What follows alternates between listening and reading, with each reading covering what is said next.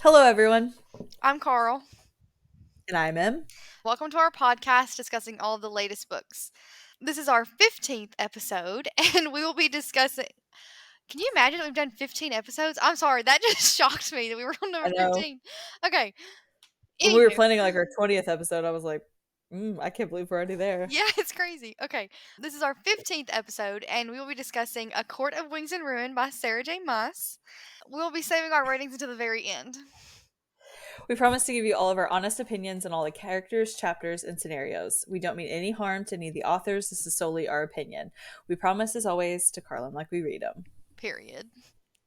As usual, please check any trigger warnings and spoilers will lie ahead. Some triggers that you may see throughout this, obviously war.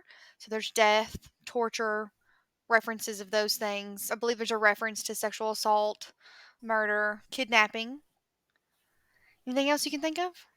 Betrayal. Depression. Yes. Anxiety, PTSD. Mm-hmm. Yeah, that's pretty much all I can think of. Okay. All right. But yeah, so spoilers will lie ahead. If you don't want to hear how this book ends, please pause here, go read the book, and then come back to this episode. More than likely, it will not make any sense if you just start on this book or you just start listening to this episode and Will has not. not at least listened to the other ones. So, are you ready to get started? Let's get into it.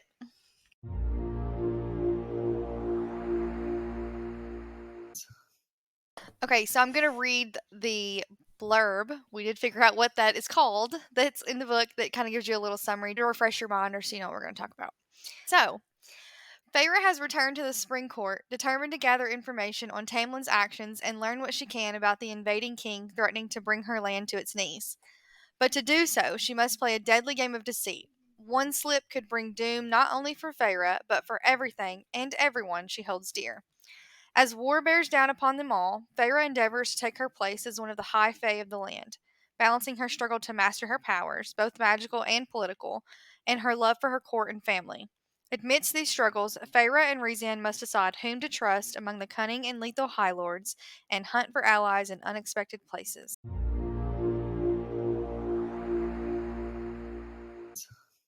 All right. So, starting off with the book, we kind of have a prologue at the very beginning. And to me, what I took from it was just more so why Rhys sacrificed what he did and kind of setting up his emotions of why he doesn't want any of his friends or family to risk anything. So he is in some kind of battle of some sort and he's looking for Cassian and Azriel's body It's through part of the war that happened 5 years ago. Yeah. 500 years ago. yeah, I was about to say it was a five.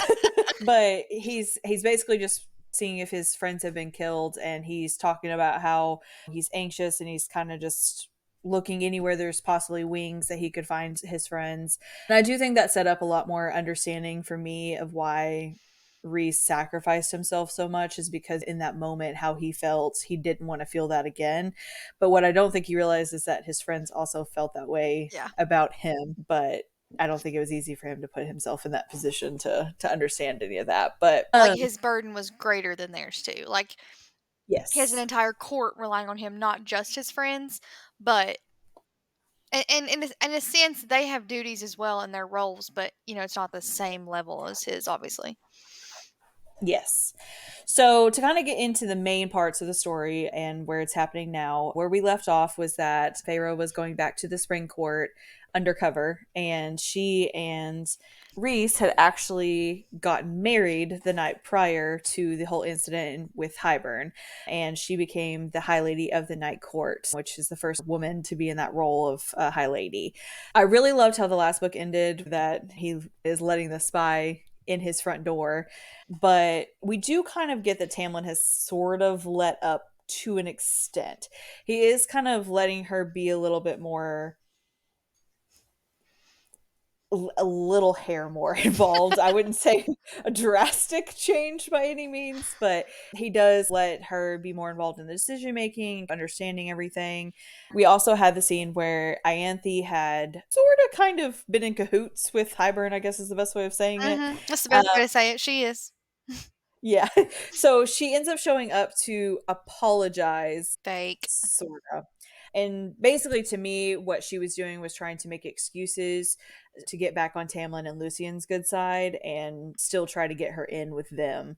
So Tamlin ends up believing her, which Feyre was a little upset about, but at this point, she's deep in her hate for Tamlin and what he's done, and Lucien, even what he's done. Mm-hmm. We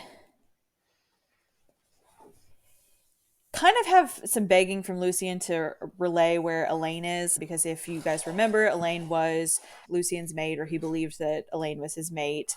So he's very concerned about where she is, whether or not she's being tortured, because he still believes that the Night Court was this horrible place. So he believes that she's being tortured or held against her will or anything like that.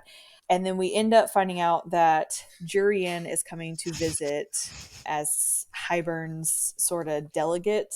I just want to add, one of my favorite things is that neither Lucian or Jurian ever believed that Feyre was anything other than like a spy and undercover and there to like betray them. And I just love how neither one of them said anything about it to Tamlin. Like, not to even like plant something in his ear, nothing. They were like, nah, we'll just watch it burn. Jurian, I think, enjoying it. Lucian was too scared that she would keep him from Elaine. But also at the same time, like, he's not going to get Elaine anyways. So, like, to let Tamlin's entire court fall, I don't know if he like underestimated Feyre and maybe he didn't think it would go to that extent. Maybe he just thought she would just keep playing the docile wife and make Tamlin happy or what. I don't know. But I, My thought is that he thought that, yes, she was angry, but she would eventually come around to Tamlin again and they would all be okay. okay. That Almost was like my thought wishful with it. thinking. Like he didn't want to Yes. acknowledge what she may be capable of. Okay. I can Yeah. see that. Because I really think he underestimated her completely. Yeah. I don't think he ever imagined that she would be able to do what she ended up doing. So I think that it was more so that he just was hoping that she'd get over it and move on, kind of thing. Yeah. I'm not going to lie to you. This part of this book is one of my favorite, like, little plotline side stories of this entire series.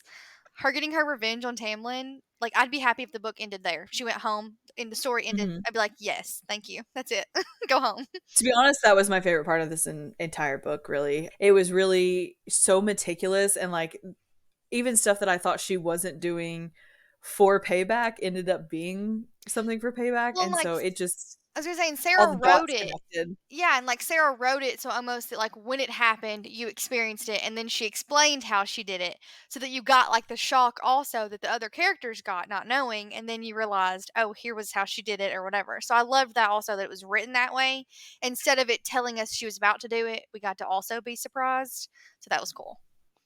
The scene where she makes it that the light shines on her instead of Ianthe will live rent Mhm. free in the back of my mind for the rest of my life. I hate Ianthe. And also in this, whenever Jurian arrives, he arrives with Hybern's niece and nephew, which I'm not going to even try to butcher their names so you don't make fun of me on this one either. So I'm just going to Dagden. call them the twins. Dagden is the His was dude. easy. What was hers again? I'm not butchering it, so I'm not telling Spell you it. because you're going to leave it I in. can tell you what it is if you B spell it. Brannaugh, I think. Branna, I think. I think it was Dagden and Branna. Yeah, I'm not even going to butcher it because you're going to leave it in there because you're editing this one. So, I think it's Dagden and Branna. I think it's how their names are pronounced. but they're twins. And weird. They are. They seem like they're I feel about to like be into there's. incest. That's what I was expecting. I was like, I feel like there's an incestual relationship there, I'm a little but concerned. they're a little too close for me, Yeah, even as twins. yeah, they're weird. So Feyre is acting like she has lost her memories of a lot of what went on in the Night Court because they're obviously questioning her of what's went on, stuff like that. And obviously she doesn't want to relay what actually happened. So they all are sitting down after they all arrive, and they're kind of explaining that they want to go see the wall, and they want to see where kind of the weak spots in the wall would be, or like good spots for them to be able to take down the wall with a cauldron. And I was honestly kind of shocked that Tamlin agreed to let Feyre go in general. I know he's kind of letting up on her, but even then, I feel like it was very shocking that he allowed her to go, especially not going with her. I feel like the whole scene where he ended up going would have probably happened at this point for me with Tamlin, just because I think he was trying, but I don't think he was fully there yet. I think it was But shocking, like, if it had been, like, Jurian, her, and Lucian, I don't think I would have been as shocked, but to let those 3 and the twins go out there mhm, without him, that did shock me. Like, I would have assumed that he wouldn't let her go, like, on the off chance that the twins did something to her. Like, not necessarily because he mhm, doesn't trust her, because I don't think he has any clue that she's, you know, working on his court at this time. yeah, But I think, like, I guess I would have assumed he would have had that, like, paranoia about the twins being near her, because mhm. or Jurian even potentially too. I mean, because he also underestimates her and doesn't appreciate that she can defend herself. So in the back of my mind, I'm thinking, "Oh, she's fine because 'cause she's got it, like, she can do it her own." But then he doesn't think that. So I guess I was confused. See, my problem with it was the fact that he knew that Hybern had betrayed him in a sense Yeah. with the sisters. So why would he not think something like that could possibly be the, because who's to say that while they're out in the wilderness they don't just attack Lucian and take Feyre and go put her in the cauldron and see what happens to her? Or go pick her So up somewhere that he can't get to her even, and yeah. because obviously the king of Hybern wants her. That's what he said before they left, is that, "You'll come back when I tell you to come back." So, I guess I didn't understand that why he didn't have more of, like, a paranoia about her and the twins, or even Jurian. Which, especially after the way he reacted in the last book, for him to let off the gas that That easily. much. Yeah. Yeah, it was hard for me to follow that that was possible for him. I get he's working on it, but I don't think he can work on it that much based off of the rest of his behavior the rest of the series. So Yeah. it was hard for me to follow that. But we do get where they're at the wall. We do discover that Feyre has been still communicating with Rhys through the bond, and which at the end of the last book, it sounded like she may have lost the bond. So it was nice to see that they still had that connection and it didn't go away, because I was kind of nervous there for a minute that that was the case. I But was gonna ask, did uh, you panic? I did a little bit. I I did. When did. I I first read it, I was like, "No, it cannot be gone." I was in full panic mode, and then we find out that's not the case. Yeah, I was a little nervous because I was just, my mind went straight to, if he was willing to do what he did Tamlin the last book, what in the world could he do this book if she was no longer mated to him? Especially knowing that nobody is willing to stand up to Tamlin because they're afraid he's going to throw some big temper tantrum. So there was a lot with that that just, I don't know. There was some parts of that that I just didn't think fit Tamlin as a character in the first little bit. I agree. So Jurian, while they're out at the wall, Lucian and Feyre kind of get a little close, and she's of course flirting purposely with Lucian. And Jurian, she does it in front of him to kind of make comments, or have him make comments to her about, he teases Lucian about touching the High Lord's belongings, and she kind of sets this trap to kind of start playing into Tamlin's paranoia. We end up finding out that Tamlin did not participate in calamari, and that Lucian did, and that Ianthe was actually the one that he participated with in calamari. And I felt really bad for him, to be honest. I think it was very selfish of Tamlin to put Lucian in that situation. And honestly, at this point, Lucian has given his everything for Tamlin, and even Mhm. continues through the book. Yes. Lucian has given himself over and over and over again for Tamlin, and at this point, I'm wondering, other than a home, what has Tamlin really done for Lucian at this point? Exactly. Great question.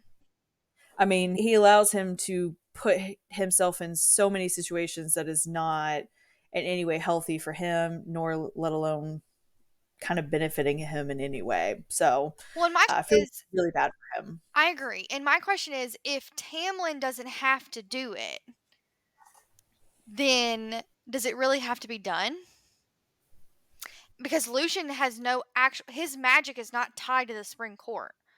So he's not replenishing it, and neither is Ianthe's. So then it makes me wonder, like, did it really even have to be completed? Because no other court does it. So, Mm-hmm. you know what I mean? And on top of that, like, if Tamlin had been paying attention, he would have seen how Ianthe pursued Lucian, and Lucian did not respond positively to that approach and did not want to be with her, which tells me that, like, I mean, pretty much was forced to sleep with her on behalf of Tamlin. And Tamlin, like, I guarantee didn't even say, "Thank you. I'm sorry you had to do that. You've always been so great to me." No gratitude, nothing. Like, also, I feel like that kind of plays into, like, so we had Tamlin and the Feyre dynamic, and we had the, like, controlling, manipulative, he has to be in charge kind of thing. I also Mm-hmm. think we get to see more of the Tamlin and Lucian aspect in that same sense of a relationship where what Tamlin says goes, Lucian's scared to push him, all those sort of things too. And we see that a Yeah. little bit more. There was a fan theory that maybe Lucian had feelings for Tamlin at one point, and that's why he put up with it for so long. But I don't know that I go with that theory only because he seemed like so genuinely happy for Tamlin to have Feyre. It didn't seem bitter. So I don't know. My thought is it's very much the same situation that Pharaoh was put in. She says it that the first person that showed her kindness was the first person she fell in love with, and I think it was the same for Lucian. Is Tamlin was really the first person to kind of show him kindness, and so he just feels this undying sacrifice almost Like to he owes him whatever, kind of thing. yeah, like a debt, but in any way, shape, or form. That's the part that I think is also parallel for me with Rhys and Tamlin is that Rhys's friends feel like they owe him a debt because he's continuously sacrificed for them, but yet Tamlin doesn't feel like he owes anybody anything and yet still asks for more from his friends. Yeah. So I think that it's very sad that and I think that Lucian starts to understand that the more he starts hanging out with the court because he doesn't continuously stay at Tamlin's place to help him out of his depression or anything like that. He goes and stays with the humans because he'd rather be there rather than, with a friend that really kind of betrayed him in multiple ways too. I agree. And honestly, I think that makes me hate Tamlin even more because, like, it's one thing, and not that it's acceptable. It's totally not acceptable how he treated Feyre. Like, that alone, I hate Tamlin. But for someone to stick by you even after all of that, and then I mean, literally he, on his behalf, slept with someone he did not want to sleep with. And then to not even be, like, appreciative of it or, like, I don't know, to not even acknowledge it is just crazy. Like, how self-centered do you have to be that you can't even see that your friend did this on your behalf and did not want to? Mm-hmm. And you're still kicking him to the side, telling him he's not important, what he wants doesn't matter, you don't wanna listen to him, growling at him so he'll shut up, like, and I asked you this hours ago, but I, to the day that I die, do not believe that Tamlin deserves a redemption arc because of the way he treated Feyre and because of the way he treated Lucian and because of what he did to Rhysand back in the day. Like, I don't think it was just what happened with Feyre that makes me feel that way about Tamlin. I think all of it makes me feel that way about Tamlin. Like, it's a culmination of it's his personality. He's just a bad guy. It's not a good guy that made a bad decision. He's just a bad guy. He never had plans to actually go against Hybern. I really don't believe that. I think once his court fell apart and then Feyre was in danger that one time, he made the decision to switch. I think he was, like, in the middle the entire time. Like, I don't think he ever actually from the beginning and decided to flip on Hybern. Like how he said he, like, made the deal but he was going to work around it, except he knows you can't work around it. Like, you can't make Mm-hmm. a deal and break it. You'll die. Like, so it doesn't make any sense. I don't know. It's very sad and very depressing that all of these people have tried so hard to stick their necks out for him and to love him and, like, to help him try to be better. Yeah. Like Pharaoh was so patient. Lucian was so patient. And he still is such trash. Like, I just do not believe he deserves a redemption arc. And if he gets one, I won't read that book. I'm sorry, but I won't read that book. I feel I very think strongly that about that. if there is one, I think it's very much so like he meets somebody who changes him. Like I feel like But I that's the don't think he storyline that they can would be go off of. changed. Like, this is if you won't do it for your friends, you like, I don't know. I just don't think he's capable of change, honestly. He's like a domestic violence abuser. That's really what he is. Yeah. And they don't really change. Some of them can get treatment and they learn how to cope with their thoughts and they do better sometimes, but statistically they don't really do better. So I don't think he deserves happiness. That's how I feel about it. When we're gonna get there later, but in A Court of Frost and Starlight made me very happy to see how awful he was. Maybe that speaks bad about me. I don't know, but I'm just saying I do not like Tamlin, and the way he did Lucian and Lucian having to do that with Ianthe made me very very upset. I hate that girl. That was a really large tangent off of it. I hate Ianthe as well. I think Feyre should have done more than crush her hand. That's true. Well, she ends up doing more, but She does, and that is a very satisfying end. I loved it. That was the only alternative ending that could have been that I would have been happy about. so like we talked about a little bit ago, the summer solstice happens, and it's basically seems to be a time where Ianthe ends up being blessed and everybody worships her, kind of thing. And Feyre kind of throws off that entire plan and ends up glowing in front of everybody, and so they all bow to her, thinking that she's been blessed from It's such a the beautiful sun. scene. It's so good. Well, that part really, like, I think snowballed the rest of it. But afterwards, Tamlin asks her to dance, and she kind of starts flirting with him a little bit to get him to think that there's like a chance that they have. And so once she goes to bed, she changes into this nice, sexy nightgown, and But I think she she faked the nightmare. I don't think it was a real nightmare because I think she had a plan to wake up oh from baby, it. it was fake. 100% it Yeah. was fake. And the fact that isn't it sad though that she knew Tamlin so well that she knew if she gave him a kernel of attention that he would expect to be able to crawl into her bed in the middle of the night and have Hmm. sex. Yeah. It was That disgusting. made me hate him even more. I was like, but listen, I believe wholeheartedly that that nightmare was fake. And that whole scene that plays out afterwards, I'll let you get into it because I interrupted you. I'm sorry, but the best, the best. So she ends up changing into this lacy nightgown and then has a nightmare, and my quotations are up, and goes across the hall to Lucian's room. And she gets kind of cuddly, hugs on him, and Tamlin ends up walking in, which just ends up exploding everything. Which she had also been planting those little seeds that something was going on between her and Lucian as Yes. well. So it pretty much worked out exactly how she planned it. So the next morning, we get a scene where there's a couple things that I think that was important with the conversation. Basically, they were all ignoring each other because of the tension going on between Tamlin and Lucian. But we end up finding out some keys are missing, and then Ianthe also asked Tamlin to return Rhys's wings, and he ends up saying that he has burned them. So I did think that did end up playing a little bit further on some closure for Rhys. Think he So should have burned them though, or do you think he should have given them back? I think if he truly was going to be a good person, he should have given them back. But at the Agreed. same time, I do think that instead of them being displayed on a wall, that was a better option. Because to me, if Tamlin would have returned it, I think to him that would be almost admitting fault. But he Admitting should. He is at fault. he should, but knowing Tamlin, he's not going to admit And fault. that's why I hate him. So Did you or did you not want to strangle Ianthe when she brought up the wings?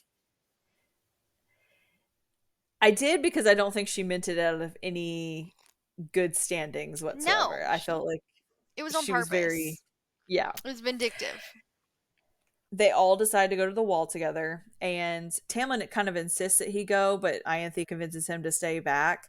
And so they go to the wall, and the Children of the Blessed is actually there at the hole where they're looking through. And they said that it wanted to come across the wall and be with the Fae.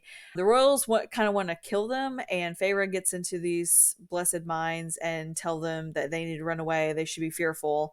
I did appreciate, though, this is the first part that I sort of kind of backtracked on hating Jurian a little bit, Mhm. is he did thank her and admit that he was not Hybern's pet, is that he wanted revenge. I was still a little skeptical about him, but I was like, maybe there's something more to his whole entire situation.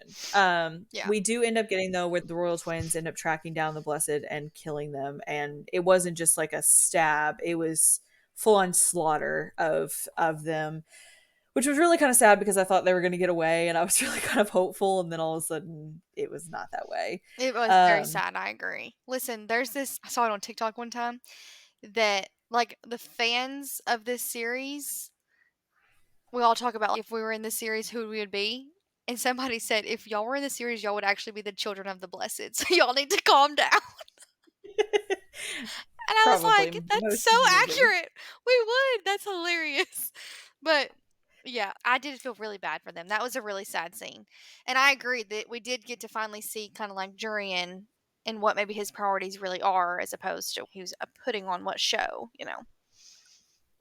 And I think a lot of them, it seemed like, wore a mask in front of people. They And I was did. just like, man, if you all would just be real with each other, it probably would just go over so much smoother. Just, I agree. That's why I was like because at some point so I thought maybe when I very first read this book that maybe Tamlin was putting on a mask. Like maybe he was playing this part because he thought she wanted this protector and he thought, or whatever. That obviously changed very quickly in the second book. But I thought maybe that was like a mask for him too, and he was just playing a role. And Lucian, I thought maybe Lucian was gonna like betray us at one point. He still could, I guess, technically, but he hasn't yet. But I kept thinking like everyone else has a mask, so like they must be wearing a mask. Like I could not wrap my head around that. Like maybe these actually were being legit because everybody else had a mask. So I don't Mhm. know. As I read, I kept trying to figure out is that actually how they are, or is it a mask? Because so many people were playing a role, and it's like I wholeheartedly believe this, and I love Rezan, but like you have to have a certain level of I don't want to say like evilness, but you have to have a certain level to you to be able to play that sort of role.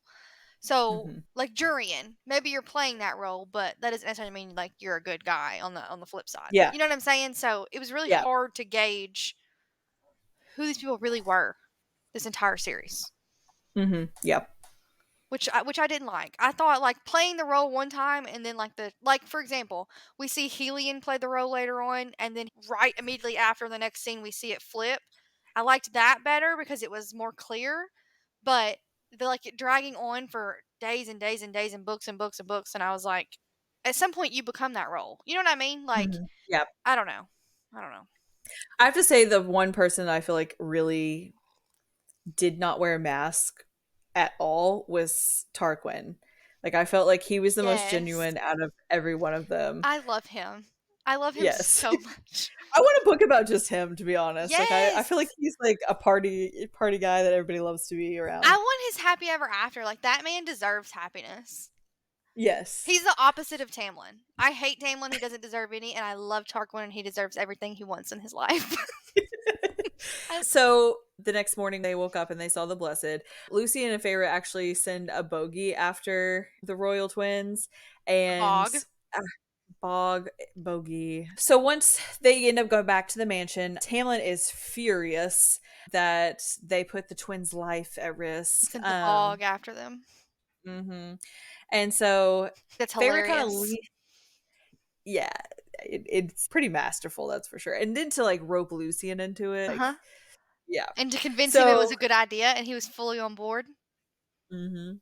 So when Tamlin's yelling and everything, Feyre just lightly leans into Lucian, and Tamlin just clears the room and he explodes, which before, when Tamlin had exploded, Feyre had put up a shield and protected herself. This time she did not, and it was part of her masterful plan, to have all these bruises. And so his guards saw this, like all of his people of his court saw this. Hmm. Everybody was well aware of what occurred in this office. So while sort of this is all going down, the Naga ends up coming onto the grounds with the missing keys, which I'm gonna be honest, I kind of imagine them as like panthers. And so then whenever I hear that they have these missing keys, I was like, well, I didn't imagine them with hands to use keys, but okay. I honestly, in my brain, like the Naga, the bog, I never even attempted to picture what exactly it looked like. I I'm just gonna be pictured that honest. it was deadly. I think because I heard Naga, I was thinking of Nala from The Lion King, and then I was just imagining them like dark, kind of. So I was thinking panther, You but always somehow get there. I never know what journey we're going to take, but we get somewhere. Not necessarily the right place, but we do get somewhere.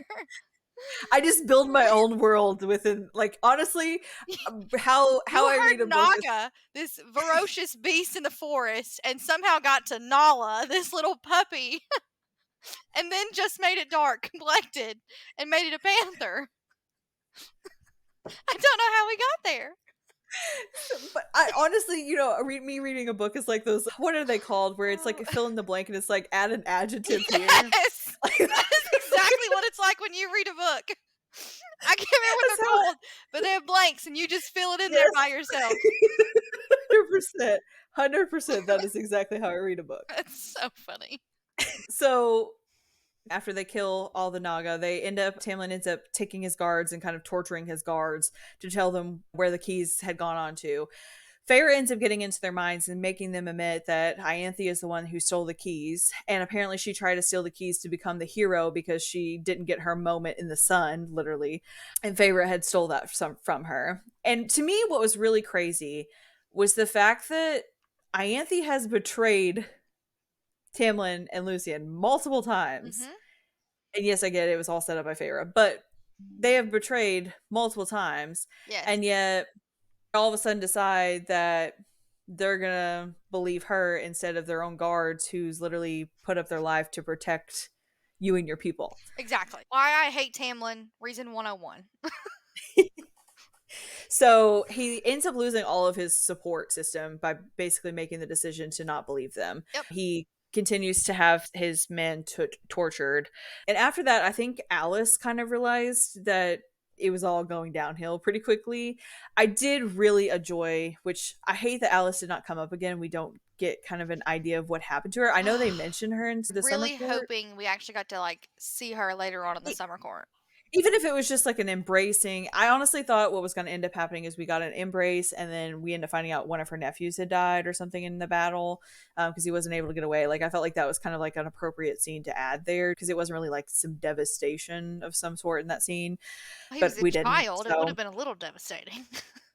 well, yeah, but I mean, as far as like there wasn't anything crazy that happened in that scene that was Oh, just like, oh yes, my God, like that yes. was so sad. So to add kind of that misery to the scene I to make it gotcha. even more like Yeah. a cost of war kind of thing. Yes, I I don't know got you why now. I emphasized so many times with quotations. There's a lot of them. Um, but I really did enjoy the scene that Alice had with Feyre as she's kind of getting her ready to go for the third time out to the wall. And Alice tells her, hey, I'm leaving. I'm going to the summer court. And Feyre says that you'll always have a place in my court. And Alice and her both just kind of know that she's not referring to the spring court. I really appreciated that scene because to be honest, Alice could have ratted her out, Mhm. and just the same as Lucian and Jurian could have. But I think Alice knew how bad things were just from maybe some Yes. rumors among the servants or something that she was willing to kind of sacrifice everything. And I really appreciate that Pharaoh was willing to sacrifice her plan to let Alice know, like, hey, you can come to my place and be safe if you need to.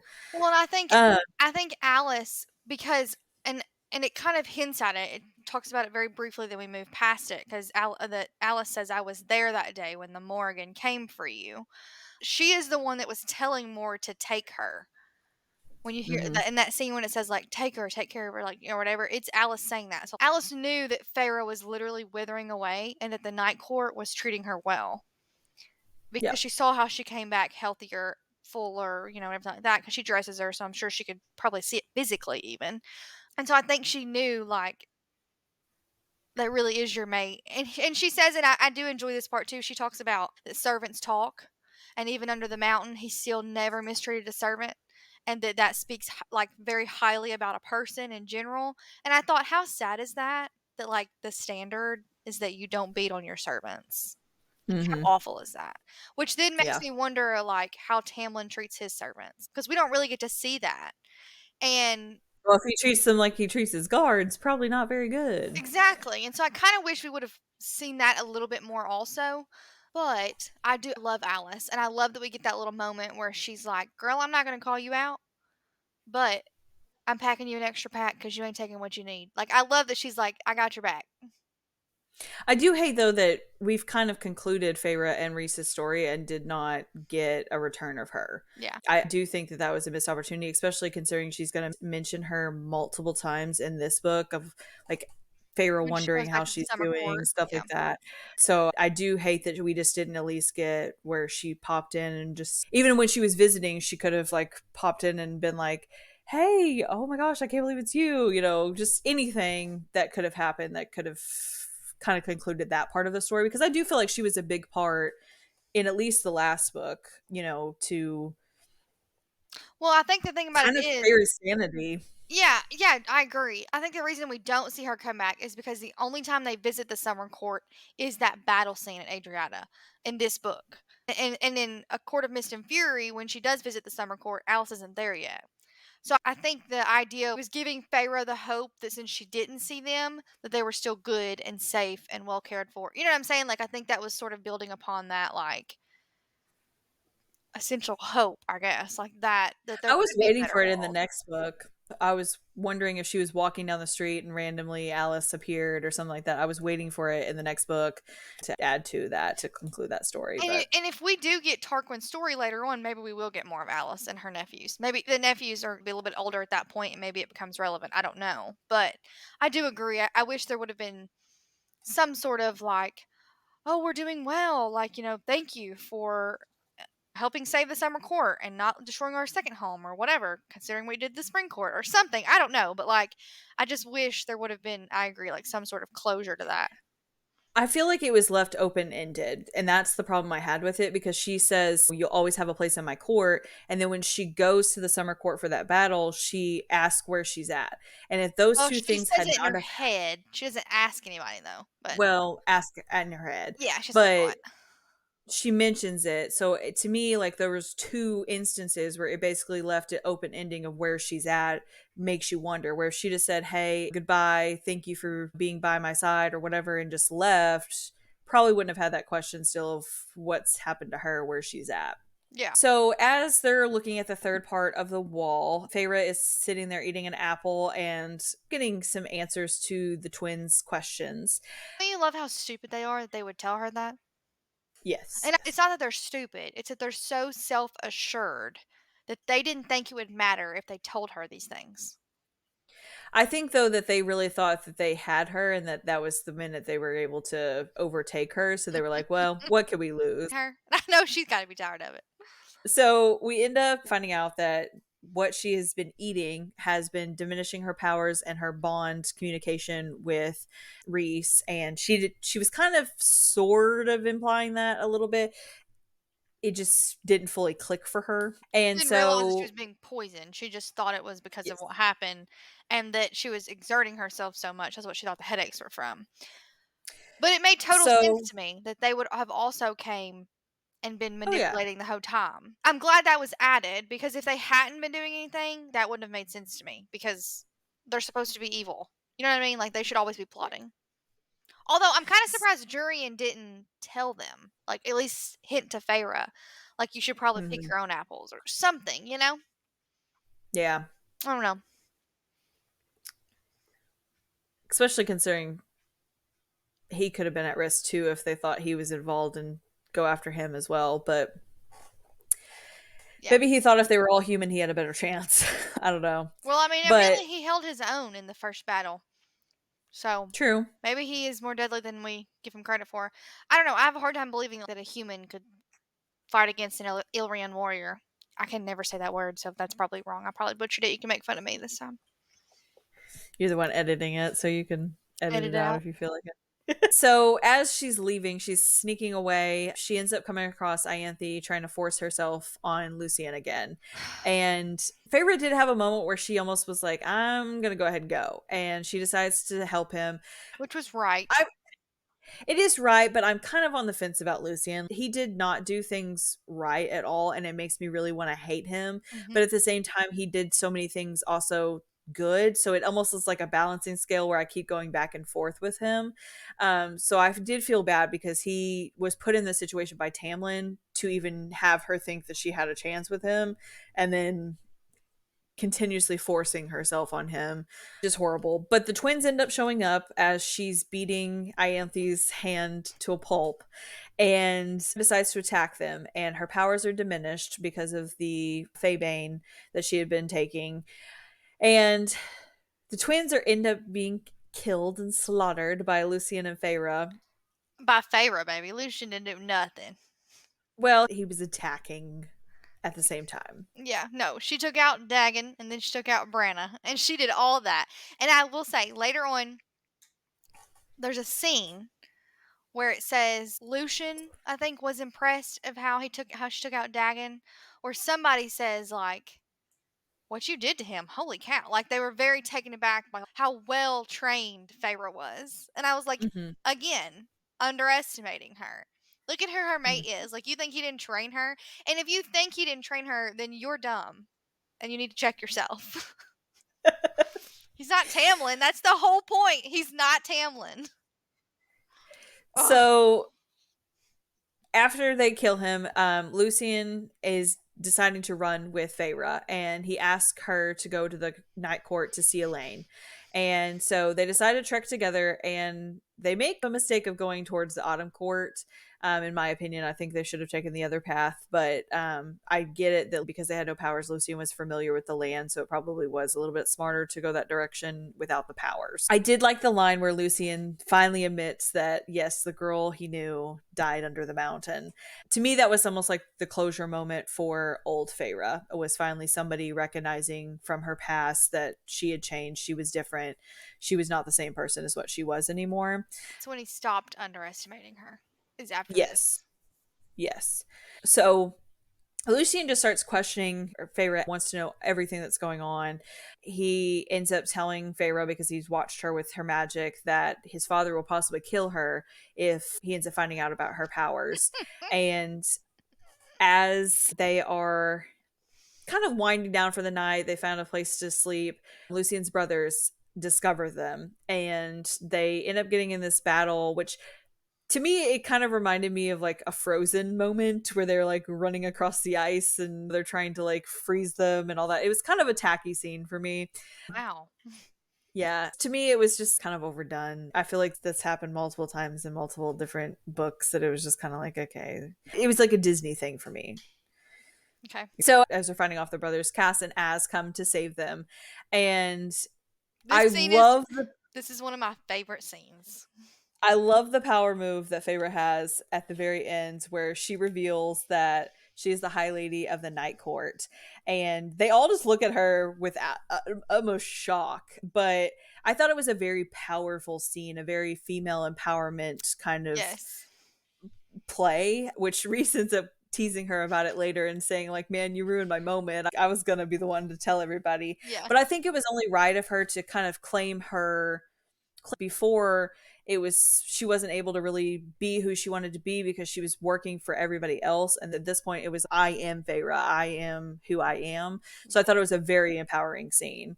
I can still remember the moment reading that scene where it says a shadow slammed into the ground, not a shadow, an Illyrian warrior, Cassian, and I just remember like closing the book and screaming and being like, yes! Like I was so excited.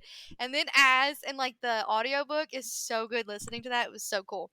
But I will say in that scene, I think Lucian was almost more shocked than his brothers even. Like I think Yes. he was like, oh my gosh, who has been in our court all these weeks?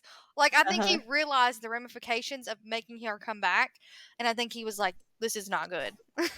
I think he finally fully grasped how dangerous she really was. And I just loved it. And the way she was like, stop. And Cass and Az stop and then come back to her. And I was like, oh, that scene is one of the best scenes in this entire series.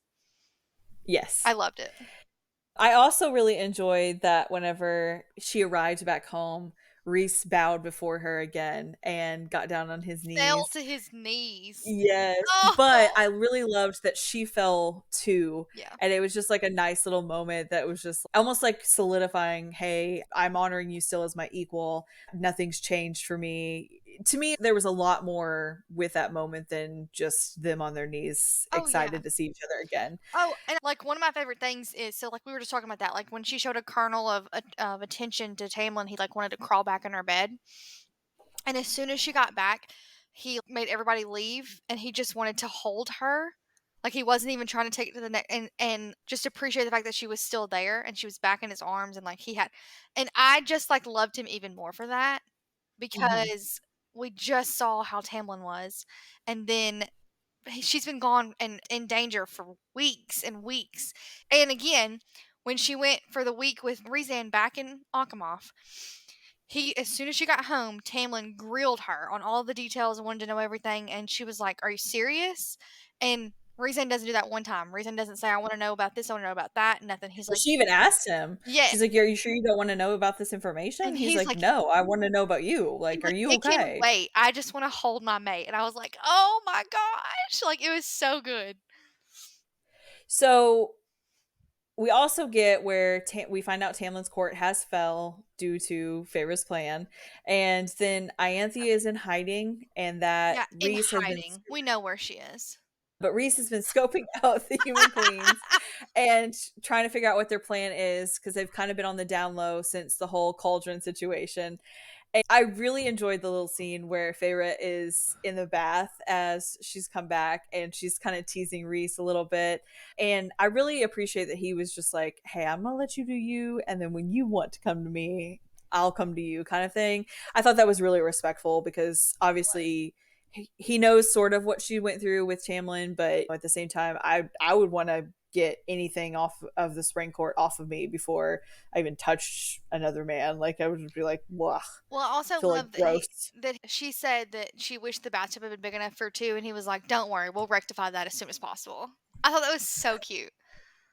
However, they end up talking about later on that the bathtub wasn't changed. So I was a little like, well, that was just kind of a pointless conversation. Yeah. But I did really like the next scene whenever Feyre and Rhys finally put their rings on each other because she was afraid to wear it while she was in the court. And so they walked downstairs, kind of revealing to everybody finally, because nobody knew they had gotten married nor had seen them together once they got married until after Feyre went back to. And so as they're sitting there, Rhys and Feyre lay down the rules for Lucian while they're in the house. And Lucian's not very happy about it because it basically is to keep him away from Elaine, but he agrees to it. And as they're kind of talking, I really want to quote because obviously Lucian's a little salty because he doesn't understand the full situation. So, I will add, I was a little disappointed that he was still so hostile because what he knew of Feyre, he knew she was good. Like, if you know nothing else, you know her heart and just how caring and loving she is as a person. So for him not to at least lend a little bit of trust to her and extend that maybe he doesn't know the full situation, the full details, like at least acknowledge that. But for him to be so rude and Reason like literally had to put his foot down. I don't know if that's what you're about to read for the quote, but it really upset me that he didn't at least extend like a modicum of respect at least. I don't know. mhm. Well, on page 145, I'm going to kind of summarize a little bit, but Marie says, "I was in love with Feyre long before she ever returned the feeling." And Lucian responds, "How fortunate that you got what you wanted in the end." And Rhys says, "I will only say this once. I suspected Feyre was my mate before I ever knew she was involved with Tamlin. And when I learned of it, if it made her happy, I was willing to step back." Lucian then says, "You came to our house and stole her away on her wedding day." And Feyre speaks up and says, "I was going to call the wedding off. You knew it." Rhys says, "I was willing to lose my mate to another male. I was willing to let them marry if it brought her joy. But what I was not willing to do was let her suffer, to let her fade away into a shadow. The moment that the piece of shit blew apart his study, the moment he locked her in that house." And then proceeds to say, "My mate may one day find it in herself to forgive him, forgive you, but I will never forget how I felt to sense her terror in those moments." And He then says, "So again, I will say this only once. Feyre did not dishonor or betray Tamlin. I revealed the mating bond months later and she gave me hell for it. Don't worry. But now that you found your mate in a similar situation, perhaps you should try to understand how it felt. And if you can't be bothered, then I hope you're wise enough to keep your mouth shut, because the next time you look at my mate with that disdain and disgust, I won't bother to explain it again, and I will rip your effing throat." I'm like kicking my feet over here.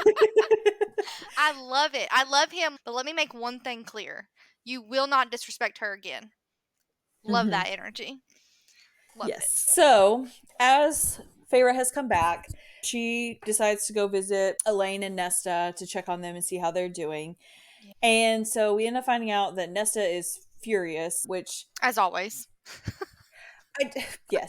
So I do find it really harsh that she constantly is blaming Feyre for what happened, mainly because it all started with the fact that Nesta wouldn't step up and help provide for the family, and Feyre had to. So it kind of all started there. I don't think that's fair. I don't think it all started just because Nessa didn't do anything. I think it started because Well, only Feyre did something. well, it started because only Feyre did something, but while she was out there hunting for them, she ended up killing a wolf, which ended up apparently causing the whole Right. But I mean, situation where like, they it ended up. wasn't just Nessa that didn't do something. Elaine didn't do No. something, and neither did Dad. No, but as Yeah, far as Nesta's angry at Feyre, doesn't really make any sense if it's also Nesta that was the problem as well as Elaine. I think really it all started with Feyre's mother making her swear to her that she would take care of them. True. True. But I agree that Nessa shouldn't be mad at Feyre for what happened. I do understand though, like, you ran away from that man, and now that man put me in a cauldron. Yeah. Like, so I get the anger, but at the same time, I think she's just so angry at everybody in general, like constantly. Honestly, that's just It's just Nessa. an easier target for the one that was actually the better of the. And Feyre also is such a punching bag for Nessa. Like, Feyre just kind of takes it. So I think Nessa knows she can spew whatever garbage she wants to, and Feyre will just turn the other cheek.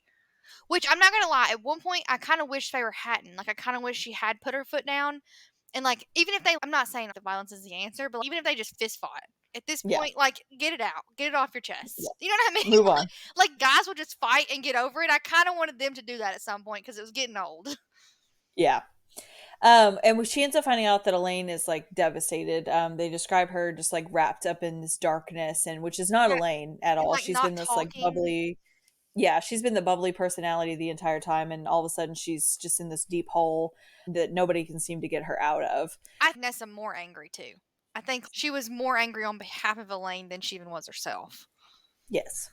But So Amryn had been working on deciphering the book. The inner circle has kind of been spreading rumors about different things to kind of keep Hybern off their scent. And so Rhys decides to sit and talk with Feyre and the inner circle, and decides to send invitations to all the High Lords to get them all together to see if they will all be willing to come together to fight Hybern and destroy him once and for all. I do like where Cassian admits that he hasn't been able to stay away from Nesta no matter how much she throws at him. He's just still tempted to come back. Which honestly, at this point, I totally knew that they were going to end up mates at some point. Like I was they're gonna ask you, like, what concreted it for you that they were mates? just the constant repetitive mention of how they keep making eye contact, or he just kept following her around, or almost like he kept being a lost puppy after her. So to me, it was just the constant mention was really the Yeah, pinpoint. that's fair. One of my like favorite scenes is where Feyre and Cassian are talking about Nessa's powers. And she asked him, would that scare you if she was death incarnate or whatever? And I love Cassian's response, and he's like, "No, nothing about Nessa would ever scare me." He said, "I've walked along death all my life." He said, "I'd be more scared for her, what it would do to her, than I would be of her." And I was like, in that moment to this day, from that moment to this day, I love Rezan and I love Azriel. I am a Cassian girly to the day that I die. I love that man like so much. That's one of my favorite scenes, though. I'm gonna be honest, I liked Rhys up until the last book. The last book for me, he was We, not the same Rhys. yeah, we see a different So side to him than we've ever seen. I was all on board with him up until that point, and then at that point, I was kind of I can do without this Rhys. Protective daddy Rhys was not for me, I guess you could say. I don't want to spoil anything, but it was giving Tamlin and gave me the ick. Mm-hmm. Mm-hmm. Very much so. So So we end up getting where Rhys decides to ask the Court of Nightmares to join their fight against Hybern. Nesta also agrees to help them if the king and queens die, but she does not want to speak at the meeting and tell her story as much as they had all hoped for. which I will say makes sense to me. She really Yes. hadn't processed it herself, and I did appreciate Feyre being like, "You know what? I never even thought about that, and like I should not have asked that of her." Like I Mm-hmm. at least appreciate that. Yes. She definitely had more awareness of those around her than I think anybody else did for sure, because everybody else was either sacrificial or selfish. I agree. So the next morning, Cassian is in training and Feyre goes to him and he is extremely upset that he did not tell her about being a high lady. And to me, honestly, this was the moment that I was like, oh, maybe they're closer than what I thought they were.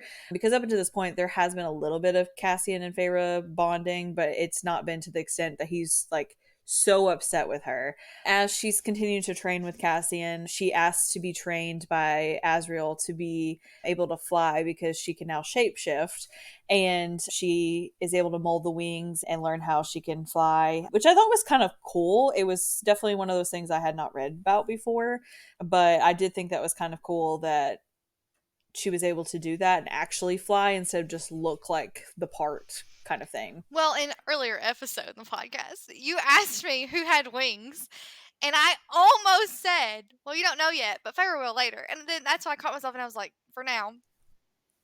And if you watch the episode back, you'll see me go, like, make a face, like I'm trying to bite my tongue. Because I said the only people that are important to have them is Rhysand and the boys because they're Illyrians or whatever.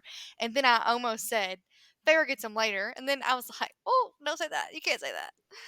So it was so hard not to say it because I think it's so cool. And I love it even more that we get to see Azriel in that role because we don't get a whole lot of Az. This book we start getting a little bit more, and we get a little bit more once we get into A Court of Silver Flames too, but we don't get a ton of him. So it was really cool to first learn more about his story and then to see how he was because Cassian is like an older brother to Feyre, and Azriel kinds of falls into that category also, but he's less hands-on. He's just more quiet, reserved in the corner watching rather than being an active participant. So it was cool to see how his approach I took was him with him. more of like a guard friend. Like he took more of like a possessive professional role Mhm. where Cassian was more so like the fun sibling that like wanted to hang out and party kind of thing. Yeah, well, and so then when Azriel goes to teach her, and there's that one scene he literally pushes her off the cliff, I was like, "Who is this man? This is not the character you just developed." I loved it so much that we got to see a different side to Azriel in this book. Love Yeah. that. I love Um Azriel, and by the time we get to his book, I might be an Azriel girly because I love me a shadow daddy. But we just haven't gotten enough of him yet, I feel like. But you kept talking about Zayden, and this is the shadow daddy I had in the back of my mind the entire time. Him and Rhysand, really, because Rhysand also kind of does it. I just kept thinking, I can't wait till she meets them so we can talk about all three of them. I did like Azriel a lot. Honestly, getting to know him more in the Silver Flames was where I kind of got even more so. I think my entire opinion of them changed whenever I found out what they do at the cabin on the solstice. To Cute. me, I think the writing style of them changed drastically as well. And they were not as serious, more carefree. So I did find that kind of more But fun without the to threat read of them. war lingering in the air, I bet you do have a little less worries.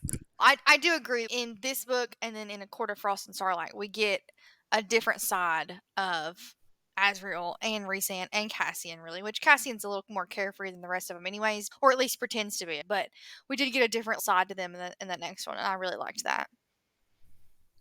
So Rhys and Feyre go to the library and they're meeting the priestess. Is it Clotho? I think so. So they meet Priestess Clotho, which is runs the library. But I do find it really sweet that we do learn about Rhys, how he opened up Valeris for all these women that almost like a woman shelter for people Yes. that were hurt or misused or anything like that. Doesn't that But make I you really, love him even more? yes, When I very yes. first read that, I was like, "A library to shelter women?" I was like, love of my life.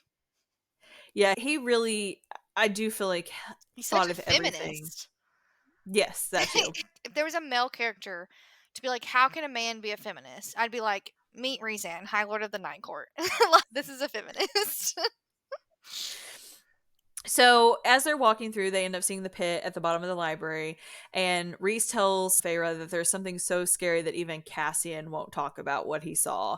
And I really loved the library scene. That was one of my favorite scenes between Feyre and Rhys. They're sitting there trying to research, and as they are, they kind of are teasing and flirting with each other.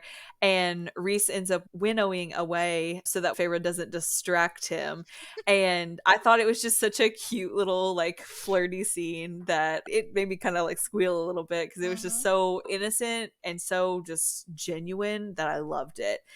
He's like, "You gotta read for 2 hours, then we'll renegotiate," or whatever. Like, I thought that was so cute. I love their banter throughout this entire thing, and, like, Hmm. getting that romance in the fantasy, and, like, we talked about this before. When you get a romantasy is what they're called, sometimes you get more fantasy than romance, sometimes you get more romance than fantasy, and this one I feel like leans a little bit more towards the romance than it does the fantasy. We're in a fantasy world, but most of the plot is romance. So, I find it interesting to see how that banter then brings, I wouldn't say a comedic relief, but like it just lightens up the moments as you go through the book. And I just found myself when I very first read it and even rereading it, just waiting for those key lines that happen throughout the book to just like brighten my day and be like, oh, they're so cute. So once we get all that scene, Feyre comes up with the idea to start recruiting the monsters, specifically the Bone Carver. And Best idea she's ever had. And after she's kind of come up with that idea, she ends up finding out that Amarin has been training Nesta to shield, which she does in that moment kind of regret not even thinking about that she needed to teach her sister how to shield herself from anybody possibly breaking into her mind. But then Cassian and Feyre go to visit the Bone Carver, and that's the moment where Feyre realizes that the Bone Carver is presenting himself as Rhys and Feyre's son, which I thought was extremely adorable when she realized that. And I really wanted her to just like run out of there and be like, Rhys, see what I discovered. But it was quite some time later before that happens. I did at the moment, which now finishing the series, I look back, but the whole riddle about Nesta was very confusing, which at that point I had already kind of been convinced that Cassian was Nesta's mate. So I understand why the Carver was speaking directly to him about that, but it was very confusing as far as the riddle and what it all meant. Of course, now it makes sense, but at the Yeah. time I was just like, okay. And the Carver gets propositioned and he agrees to help them if Feyre recovers the mirror of Othello? Is that how you pronounce it? There's no TH in there, babe. It's the Ouroboros, I believe. Okay, we'll go with that. Ortholo? So, Orthella? shut Bartholomew? up. I hate you so much. Uh, okay. So, we end up finding out that the Carver's sister is the Weaver and that they have kind of both been in hiding from this older brother that they're fearing. He also confirms that Nesta is basically death incarnate, which I would love to I be. thought was going to be more dramatic, but it ended up not being. But that's a different episode. So Feyre goes and visits Nesta and Elaine again, which there's really not much change with either of them. But she decides to demand that the sisters move into the town home and give them a little bit more of a normalcy because up in the House of the Wind, it's more of a formal setting rather than more of a casual setting. And I do agree that that was probably best for them to kind of get closer to understand why Feyre loved this place so much and why she loved the people so much. And so I do really love when in the transport that Rhys was flying Nesta down and he goes a little bit too fast and she ends up getting extremely angry. And while they're kind of watching her lash out in anger, she ends up revealing that she took something from the cauldron and that's what it's trying to get back.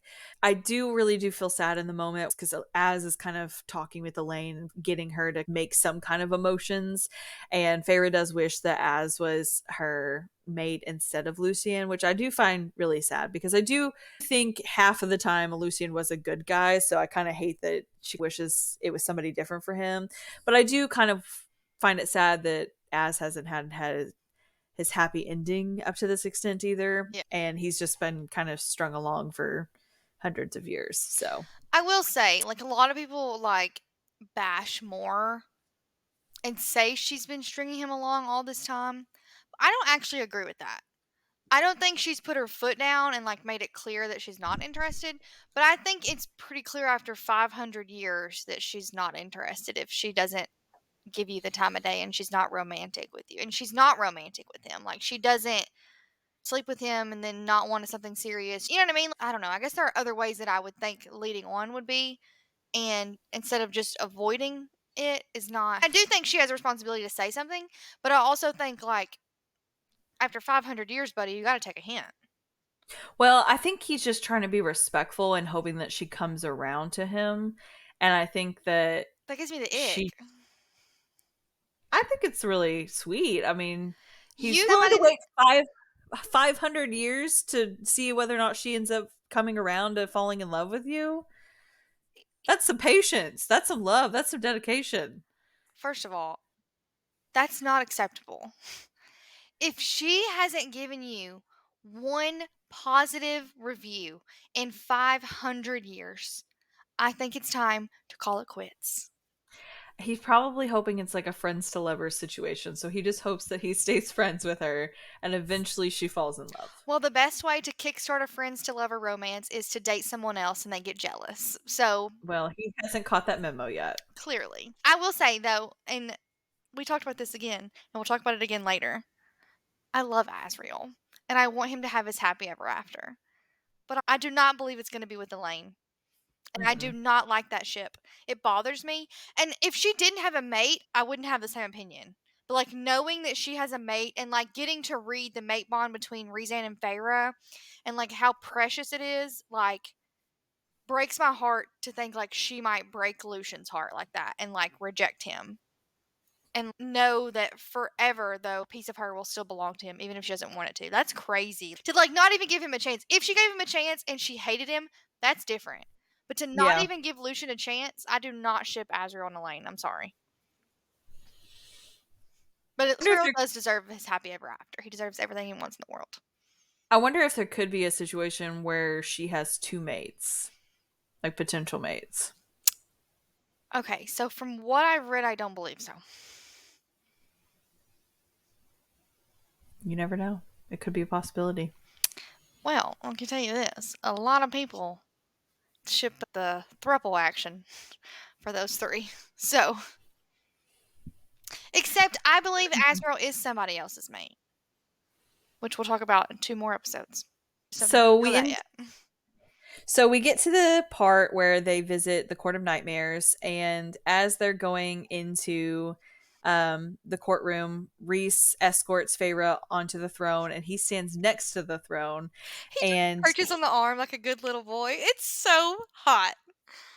he basically just turns to everybody and says bow, and they're all questioning because I mean, the last time they seen her, she was the whore, Mm-hmm. and then all of a sudden she's queen basically. So I can understand where it's a little confusing and you're kind of getting a little whiplash here, but Yeah. I loved that. I loved how he was just like, y'all are idiots, what are you doing standing up, like bow before my lady. Them on the ground for quite Yes. some time. And I loved that there were people that were trying to slither their power up there to test her or whatever, and she latched onto him. Oh, I love that. Yes. I love that scene. That also to me was like, again, he's such a feminist. Like, that's the only way I can describe it. Like, he's such a, like, you're going to respect her the way you respect me or we're going to have problems. But then Hmm. also trust her to handle it and doesn't step in and, like, step over her. I love that little bit of give and take that he has with that. Is like he knows when to step in and make his presence known, but at the same time he's letting her establish her own dominance Mhm. basically over their courts, I guess is the best way of saying it. So So hot. I I love I him. love that. And even we'll see it again whenever they have the High Lords meeting. He Hmm. does the same thing, allowing her to establish Don't get me herself, which started on that meeting. I can't I wait. think To be honest, he was able to time it so perfectly with Mhm. how he handled it, and he knew exactly when to step in and just allow her just enough to show that, hey, I'm his equal. He's not going to allow me not to say anything kind of power that she has. So I did really find the scene also kind of like an FU to Kerr because of Here. how he had treated Kier, I how hate he had him. treated, yes, I wish they would have how broken he, more than just his bones. mhm, but how he had treated Moore and all of that. I really feel like it was kind of like, so you don't think women should have a place in power? Well, looky now. Yeah. What you I gonna do loved about it? that. So we ended, She had broken his bone though, not Rhysand. But she's not yes, vicious like that. So I get why she didn't, but I kind of wish even if Rhysand had done it what we pretended it was Feyre or something, I don't know. But like, yeah. yeah. So Eris ends up arriving, which is Lucian's brother, and him and Kier agree to help if he can have access to Valeris, which was kind of his way of trying to get back at Moore. I Really did upset for more. I did not like that they did not tell her that they had agreed on that prior. I thought it was a little disrespectful considering especially how high up she is in the chain. But I get why they didn't because they wanted her genuine reaction so Yeah. that way her dad believed that he was actually getting something from her. And Eris's request was kind of simple. He just wants support whenever he bids for the throne in the future. Which While we they're there, keep favorite, talking about. So like I thought it was gonna happen in one of these books. So yeah, it should happen soon. I'm wondering because the sixth book is allegedly Elaine's book, and obviously her mate is Lucian. So I'm wondering if it happens in that book that he yeah. finally kills Baron. And when he does, I'm gonna applaud because that man needs to go. So Feyre ends up asking while she's there for the mirror that the Carver request, and they say, "Yeah, have at it. As long as you're brave enough to look into it, go for it." Which at first kind of took me off guard. I was like, "Well, that was a little easy. I expected it to be a little bit more." We do end up also getting more story, a little bit more about how she was engaged to Eris, and whenever her father had found out that she had slept with Cassian because she didn't want to be sold off to Eris, he then dumped her on Eris's front lawn, basically, and had nailed is just horrid to even think about. My brain can't even like comprehend how he would have nailed something in her and transported her and it would have stayed in her. Like my brain can't even fathom that level of horror. Torture. Yeah, like I don't know. So once they end up back, Moore and Cassian are extremely upset that they were not told anything about the Valeris plan. I love And that Rhys is, Cassian like took her side so that she had somebody on her side. 'Cause, like he also acknowledged I get it, but like that was a dick move. So I yeah, appreciated that she had somebody because obviously she was mad at Azriel and Rezan. She wasn't really mad at Feyre about it though. But that's because no. Feyre didn't know. Yeah, I don't think she knew the full extent of her story at that point. Yeah. I don't think she knew Eris was coming either. No. Yeah. Okay. But yeah, so she was So, mad at those two, but I did appreciate that she had somebody on her side. well, Rhys ends up explaining that he already had a plan for it that basically spoke to everybody in Valeris and they all agreed not to serve him. So basically, he's just going to be walking around looking at everything and nobody will help him, let him purchase anything. I'd like to see how that actually plays out. That feels like that would incite violence. So we'll see if that ever actually does happen. Amryn also then ends up finding out about how Feyre had visited the Carver when she starts asking about how she escaped. And she's extremely upset. And she says that she basically had to give up part of herself to escape. Which is As crazy a, considering how powerful she is. Mhm. And that's not even her full extent. That's wild. And so Elaine ends up coming in, talking in riddles, and everybody's just kind of like thinking she's gone crazy. Love that little bit where they're just like, yep, here comes crazy Elaine. And they Yeah. just pretend like she didn't talk and go on about their day. It's so wild Yeah. to me. They do it multiple times. And I kind of feel bad for her because she was actually like trying to like give them a Warn heads up. them. And it Yeah, was, and she's like, the twins are coming, and they're just like, oh, poor Elaine is out of her mind. It's she's crazy. lost it. Let's just ignore it and move on. It's crazy how they treat her. Uh, so as Cassian and Feyre are training, they decide to have the healer come check out Elaine, and the healer basically says there's nothing wrong, but Lucian should try with his bond to sense whether or not there's something wrong. As he tries to feel her through the bond, she ends up kind of getting a little scared and Kind of a spooked. little, yeah. Well, and so this part right here, there was a fan theory, and I think we might have talked about this before. I don't know if we were on the podcast or if it's in a previous episode, but we talked about it. But anyways, that Elaine and Lucian weren't actually mates, and that Lucian essentially stepped up to protect her because she's Tamlin's mate. This scene right here for me defeats that entire fan theory because he talks about how he tugged on the bond and she felt it and it spooked her. And, like, Hmm. he wouldn't have been able to do that unless there was a bond. So, I'm just gonna add that because there's that little fan theory out there that she's actually Tamlin's mate, and everyone, like, runs with it, and they're like, "Oh, she loves gardening. Spring would be perfect for Elaine." They sometimes go Yeah. crazy with this. I don't think that's a feasible fan theory. I get it, but this scene for me beats that fan theory. I can honestly I get behind her being Lucian's more than I could Tamlin's because Ab polar opposites. Don't think that she'd be happy. I'd also be very fearful because she definitely isn't going to stand up for herself. That Yes, agreed. it would be 10 times worse for her. However, Nessa I do think she would be a little bit more occupied with her time than what Feyre was. So she may actually be a little bit more happier because she actually can do something. But true, I think Nessa would kill Tamlin, though, if Tamlin was her mate. Nesta would for sure. Yeah, yeah. So after all that's happened and Pharaoh were in the library and two of Hybern's men come to attack and basically confirm that had taken something from the cauldron and they wanted it back. And they end up coming to the conclusion that she took too much, so that's why the cauldron is still weak because she had taken too much from it. Which I love. So I love the idea that they forced her in that and she ripped something back on her way back out. I love that.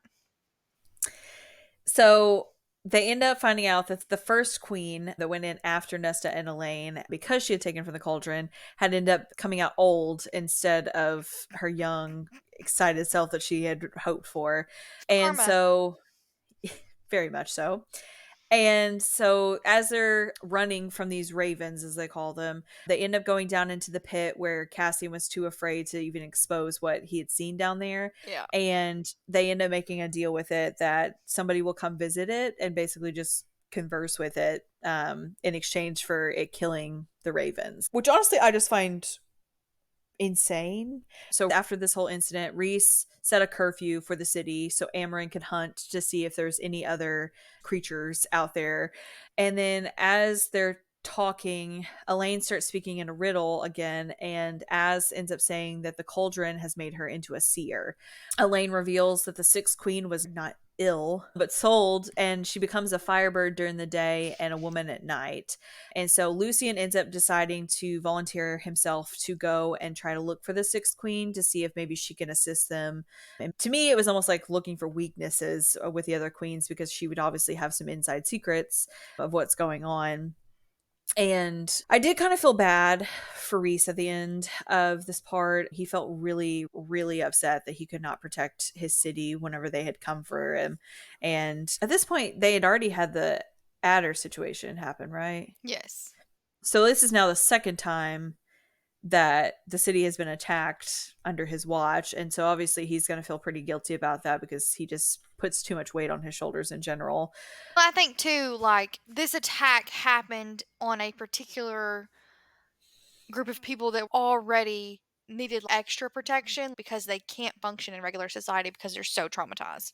So Yeah. for them to then again be exposed to this violence is just horrific. So I think that is all also what weighed on him heavily, not just his city, but this particular group of individuals that rely on him for safety and he couldn't keep them safe. And then Yep. his mate too. He couldn't keep his own mate safe. I feel like that right there, the continued attacks that like kept getting past him, they kept outsmarting him. I think that's what like really ate him up and like led to the self-sacrifice at the end. I think it also is the fact that, again, he let down Feyre in protecting her sister. Yes. Because this is now the second time he's done that as well. So in his mind. So I think it was kind of all the issues. Yeah. Yeah.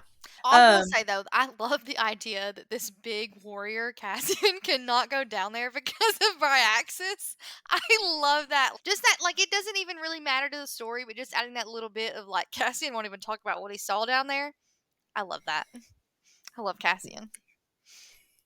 So, as they're kind of seeing Lucian off, they end up finding out that Hybern has attacked the Summer Court, and they decide, even though they have blood rubies against them, that they're willing to go and sacrifice themselves to assist. Which, honestly, at that point is whenever I really wanted him to be like, I retract the blood rubies. But I do like whenever he did it in the end. But I did feel really bad that Feyre and Mora had almost murdered like 50 plus soldiers inside the castle. I did feel bad that they were kind of left of their own devices to have to do all of that. But as they're doing that, Rhys is going and looking for the dampener on his power, and he ends up finding out the King of Hybern, which Feyre ends up like watching everything go down through Rhys's eyes. Mm-hmm. And we end up finding out that Hybern is appearing as a glimmer, and once he finds that out, decides to just like murder everybody and have like this big explosion of power. And I love whenever they go up to meet Tarquin after it's all happened, and just kind of is like, hey, how you doing? No, we're not supposed to be here, but we helped you out, so we good. And they're like, hey, just come to our meeting. And he's like, just leave, like, go away. We're fine, just He's go like, back to I where you're. just can't take one more thing today. Just go home. Yeah. Yeah. This is too much already. Just please let me tend to my people. We could talk later. Varian, like Varian wanted them to rekindle. Like Varian wanted the blood rubies to go away. Like he wanted them to be an ally. So I Yeah, love because him. there's one against his love. Yeah. So yeah. And I love when he says he's in that room or whatever, and she thinks he means Rezan, and it's really Tarquin. And I was like, oh, he set her up. Like he was like, go talk, go chat, and make up. Honestly, if you think about it, it'd be a very awkward position to be issued to go murder the love of your life. Like, it'd be very awkward. I'm pretty sure he would refuse. And I'm pretty sure, even if he didn't refuse, that anybody that they tried to send after Amryn at that point would have been dead. Oh, 100%. I don't I think don't. Tarquin actually ever, like, I think he sent the blood rubies, and I think he was very mad, and he probably thinks he meant them. But I don't think he ever would have actually put out a price on their heads and sent assassins after them. I think he knows that'd have been stupid. The High Lady and the High Lord of the Night Court. Yeah, good luck with that one. And then Mhm. Amryn, good luck with that one for real. So I think like he did it to show how serious he was and how angry he was, but I don't think he ever actually meant to collect. Yeah. I think it's funny Um, that Amryn used it as a paperweight. She was like, "Pfft, whatever." I thought it was kind of cute. Just because she loves Jules so much. So I feel like she's keeping it just almost as like this is a nice little present. Thank you. Well, and then for the necklace that Varian gives her is literally rubies again. And I was like, I feel like that's his cute little way of being like, don't take it too serious. I still love you. Like, like please love me back. Don't let Tarquin ruin this. Because it was still kind of early days at that point. So Feyre ends up deciding that she kind of wants to be honest with the other High Lords about Valeris, but she does want to keep her powers a secret when they do decide to meet. She does decide to go ahead and take Rhys again to the prison to talk with the Carver again about if there's anything else that he's willing to take besides the mirror once she finds out more about what the mirror is, and that it has drove people mad prior. So that is the moment where Rhys ends up finding out that the Carver is presenting to Feyre as their son, and he just like gets all giddy and he's like, let me see him, It's and adorable. gets inside of her memories. I love that scene. It was just very touching and just a sense of normalcy, sorta. And so, because of everything that's going on, they decide to move up the High Lord meeting, and Nesta does decide to go with them. And after she decides, Rhys does offer her the job of the human emissary, and I will he. say, I loved that because the reason she decides to go is the thing that Feyre said to her after the attack on the library. And so I love when Feyre asked her that. She was like, what makes you want to go? And she was like, you told me to run, and I ran and left you. And when I asked you why, you said because it was the right thing to do. And she was like, I don't want to be remembered as somebody who ran. And Mhm. I thought, like, I feel like that was one of the first moments we've got of like Nessa and sort of like hinting at her future journey and kind of where we go with her character. But I really love that, like her acknowledgement that like Feyre is one of those people that is not running and is doing like I guess it was kind of a I won't say it was like a pat on the back, but it was almost like a compliment. She was complimenting Feyre and saying like, "I'd like to be more like you in that aspect." And we kind of breezed past it, but I did really like that we noted that, and because we get so much negativity about Nessa towards Feyre a lot, we get so much of that as part of the storyline that it was nice to see her sort of acknowledge that maybe Feyre does have some traits that are better. Maybe she Hmm. should be more like Feyre sometimes. You know what I mean? Yeah, I agree. So we end up getting to the High Lord meeting, and as they're all arriving, Rhys tells Feyre not to bow to anyone, which Leading. I think was kind of implied, but I mean, she's their equal. But I did really enjoy the moment where Moore sees, is it Vivian. Kelly? Yes. So she ends up seeing Vivian, Kelly's wife, and they're just like a little squeal. Like it's a serious meeting, and they're like, "Oh my god, it's been so long since I've seen you," Yes. and just this nice little moment. And so as they're going through this meeting, it starts out with Tamlin attacking Feyre and her character, and just altogether just horrid. And so, He should be like so ashamed. yes, Like he's acting why like a he child. yes, why he thought this was a good idea, I will never understand. I don't even know if he thought if showing up was going to change her opinion of him somehow, but especially the way you're speaking is definitely not. So you're doing nothing No, for like yourself. literally I, I don't know. And we talked about this earlier, but I love how Helion was like, "Please take your lover spat somewhere else." Like he was over it. He's like, "I'm tired of it. We don't care." And Tarquin said, I think like you're becoming tedious, Tamlin, or something like that.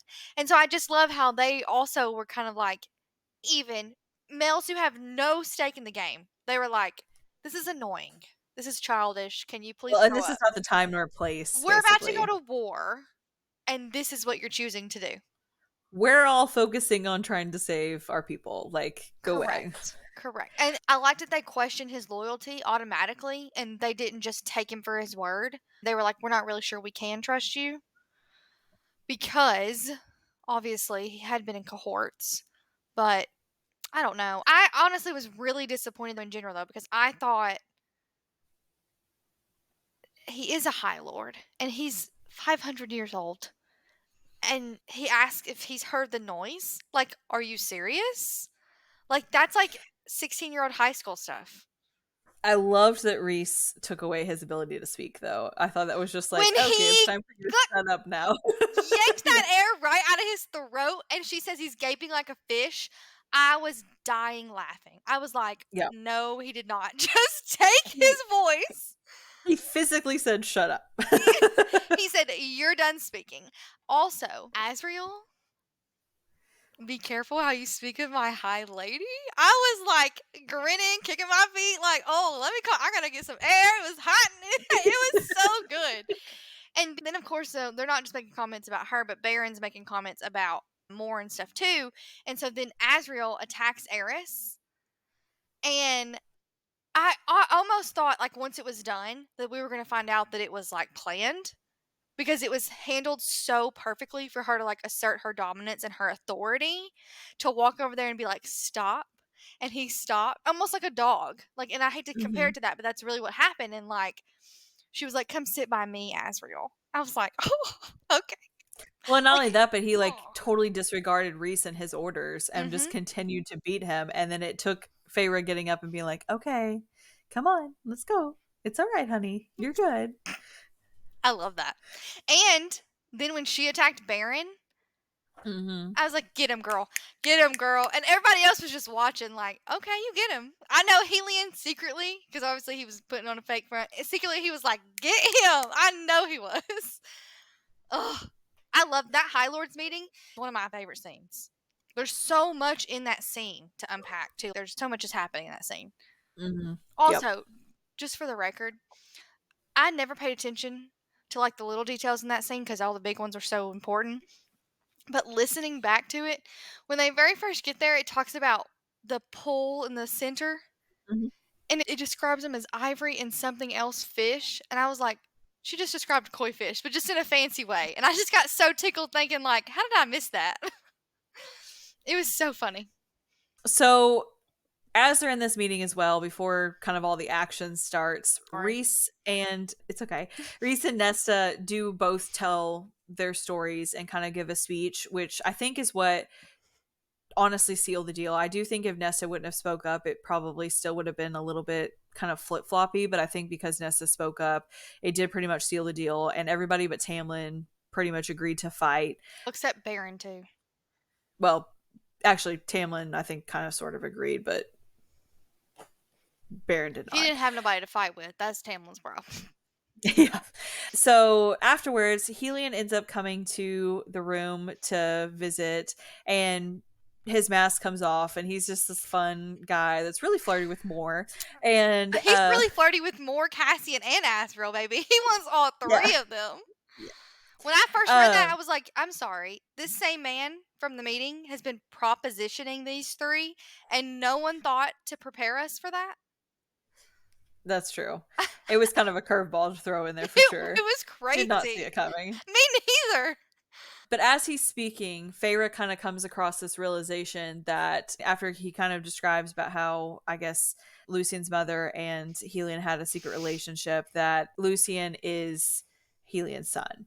And as they're all having this moment, Nessa kind of starts feeling that there's something wrong. Before we jump And into that, I'm sorry. Mhm. I wanted to add that I felt really bad for Lucian's mom when Feyre's flames got her. And, like, I just thought that just shows you how pathetic Baron is. Like, he wouldn't even shield his wife. Mhm. Like, he shielded himself knowing they could bounce off, and he didn't even shield his wife. And I felt bad because, like, Feyre wanted to apologize, but she really couldn't apologize because, you know. It would make her seem weak. Yeah, and so I was like, "Oh, that would make me feel so bad." And then I loved when Feyre points it out, and Rhysand is like, "Take the look off your face. Take the look off your face. Like, don't tell anybody." And he even says, like, "How does no one notice that? Like, oh my gosh, now that you've pointed out, they're identical." And we talked about this too. I feel like maybe in that next book we'll get more of that of Lucian and his heritage as well. Kind of wrap that up. Nesta ends up vomiting because Hybern ends up breaking down the wall. So they kind of start hurrying along their plan. And so Elaine asks to visit Grayson to see if the humans could hide there once they realize what's going on. And they all agree to go ahead and take her with them to visit. And Feyre asks Amren to go with her to visit the creature in the library. We end up finding out that the creature's name is Bryaxis and that it is willing to fight for them as long as it gets a window in the library, which I thought was a little too simple. But again, at this point, the Carvers was also a simple request. It just wanted a mirror. So I was like, I feel like there's a little some more to this. But that was the other thing with Braxis that I was curious about. So they end up arriving to the camp where all of the soldiers are basically trained. And I know Carly really enjoys the scene that they arrive and how the exchange goes. So they meet Devlin, the kind of leader of the camp, and he turns to her and says, "What is that?" looking at Nesta. And Cassian says, "That is none of your concern." And he asks, "Is she a witch?" And Nesta says yes. And Cassian clarifies, she may act like one sometimes, but no, she is also high fae. And Devlin responds, she is no more high fae than we are. And I love that. It's almost like the same thing that you were talking about with Cassian, is that he's as scared of her, this weak woman, as they seem to think that they all are. And I do find that kind of funny. I So they end up changing entertaining thinking, Elaine. like, because it also says, like, there's, like, several warriors behind Devlin, and, like, they all, like, flinch. And I'm picturing, like, her in this, like, little dress, and these warriors and their big swords on their back and everything, and they're like, "Oh, a witch?" And it's like, "Seriously? Yeah. Really?" I just love it. And I love that she immediately is like, "Yes." And just stays straight-faced. I love it. So Moore ends up changing Elaine to have a glimmer over her to look more human. And as they're going to Grayson's home, they ask for help, and it ends up kind of ending on the scene where they say that they have it in good faith that Elaine is not human anymore, that she's Fae. And they end up then coming across Jurian again, and he steps out of the place, which I was honestly wondering when he was going to come into play again, because I knew his story wasn't over. Like, there was no way it ended that way. Yeah. So I was kind of curious of how he was going to. It totally took me by surprise that he was joining forces with Grayson for sure. Well, I guess But we talked about this earlier, but I guess we did get confirmation that Jurian is still a human, yes. which I don't understand, but that's fine. Yeah, it probably has something to do with the fact that he never really fully died. Yeah, maybe. But like we talked about, because he used the cauldron, so I guess like I don't understand how he stayed human. But To be honest, I kind of imagine bringing him back as like a Voldemort situation in the graveyard where they like add all the stuff to the cauldron to make him come back. That was how I was picturing it. maybe. So Jurian kind of explains what all has been going on, and that apparently Tamlin had gone back to Highburn to reveal how their meeting went, and that the summer court was going to be attacked because of it. So as they're standing outside, Grayson sees that Elaine is still wearing her ring, and he demands that she takes it off, and she gets really upset. And Nesta walks up to him and just slaps him across the face. And that was a moment I was kind of like, okay, you go, girl. You just slap him. He was extremely disrespectful, though, to Elaine. Like, I felt so bad for her. I get that you hate the High Fae, but you know Elaine. And just because she's a different breed, I guess you can say now, like, it doesn't matter. You should still kind of sort of treat her with a little bit of respect. That I wonder if he never really gave her any respect. That's the other question I kind of had with that whole scene, because I don't feel like you could talk to somebody that way just because they change breeds. I feel like it's very, I don't know. Especially if you know the story that it was not consensual. If Mm-hmm. Jurian told you she didn't ask for it. I will say I felt really bad for her. Totally agree. And him like trying to make her take off the ring is so ridiculous. My heart broke for her. But also, like, what a pair he must have to open his mouth to speak to any Fae like that, knowing that they could, like, they don't even have to use their hands. They could just break his mind in 5 seconds. Maybe not even 5. And I love that his dad was like, watch it, boy. Like, he was like, you better keep it together, because if not, I might not have a son much longer. So, Mm-hmm. I don't know. I kind of, and maybe that was to show his anger, like how mad he was at the situation that his bride to be had been taken away from him.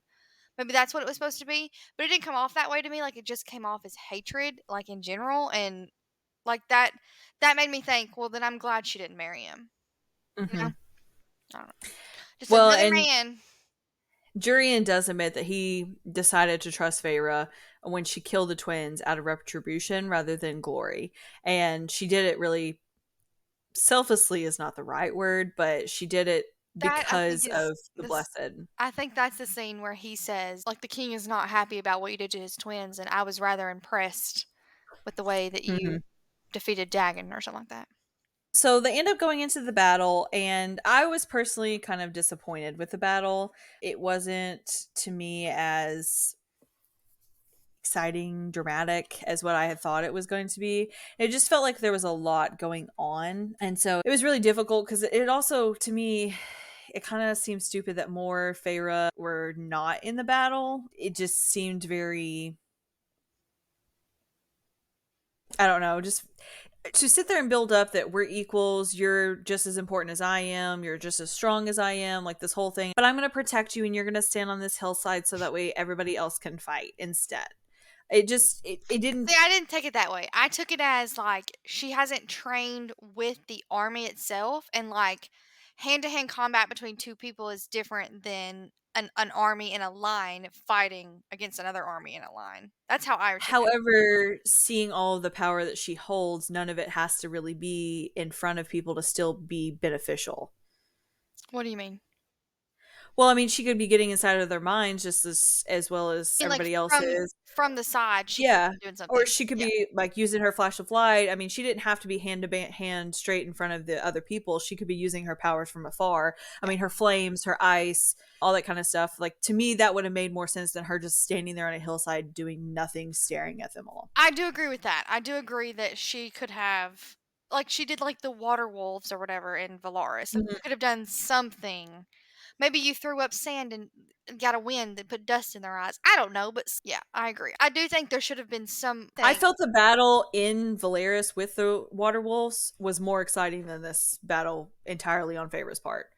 If it was from Rhys point of view, maybe it would have been better. That's where I think we went Um, wrong. I think we should have switched point of views, or like how we like in the summer court once she was done fighting and we then saw through Rhysand's mind, even if we did that mhm. again, something Yeah. till we get to see the actual battle from the battle point of view. But I will say that I did like that on the second one, more jumps in. I did like we got to see more a little bit in action because she is so talked about and like so highly trained and powerful, and we don't really get to see it throughout any of these books.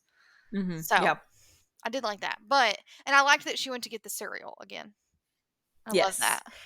Yeah, so after she sees that Cassian's hurt, she decides to go find the cereal to see how they could win this battle. She kind of tricks Moore into joining, but she does ask Elaine to help track down the cereal. And she finds it near the Weaver's house. And honestly, I love this interaction with the cereal. I kind of felt really bad for it.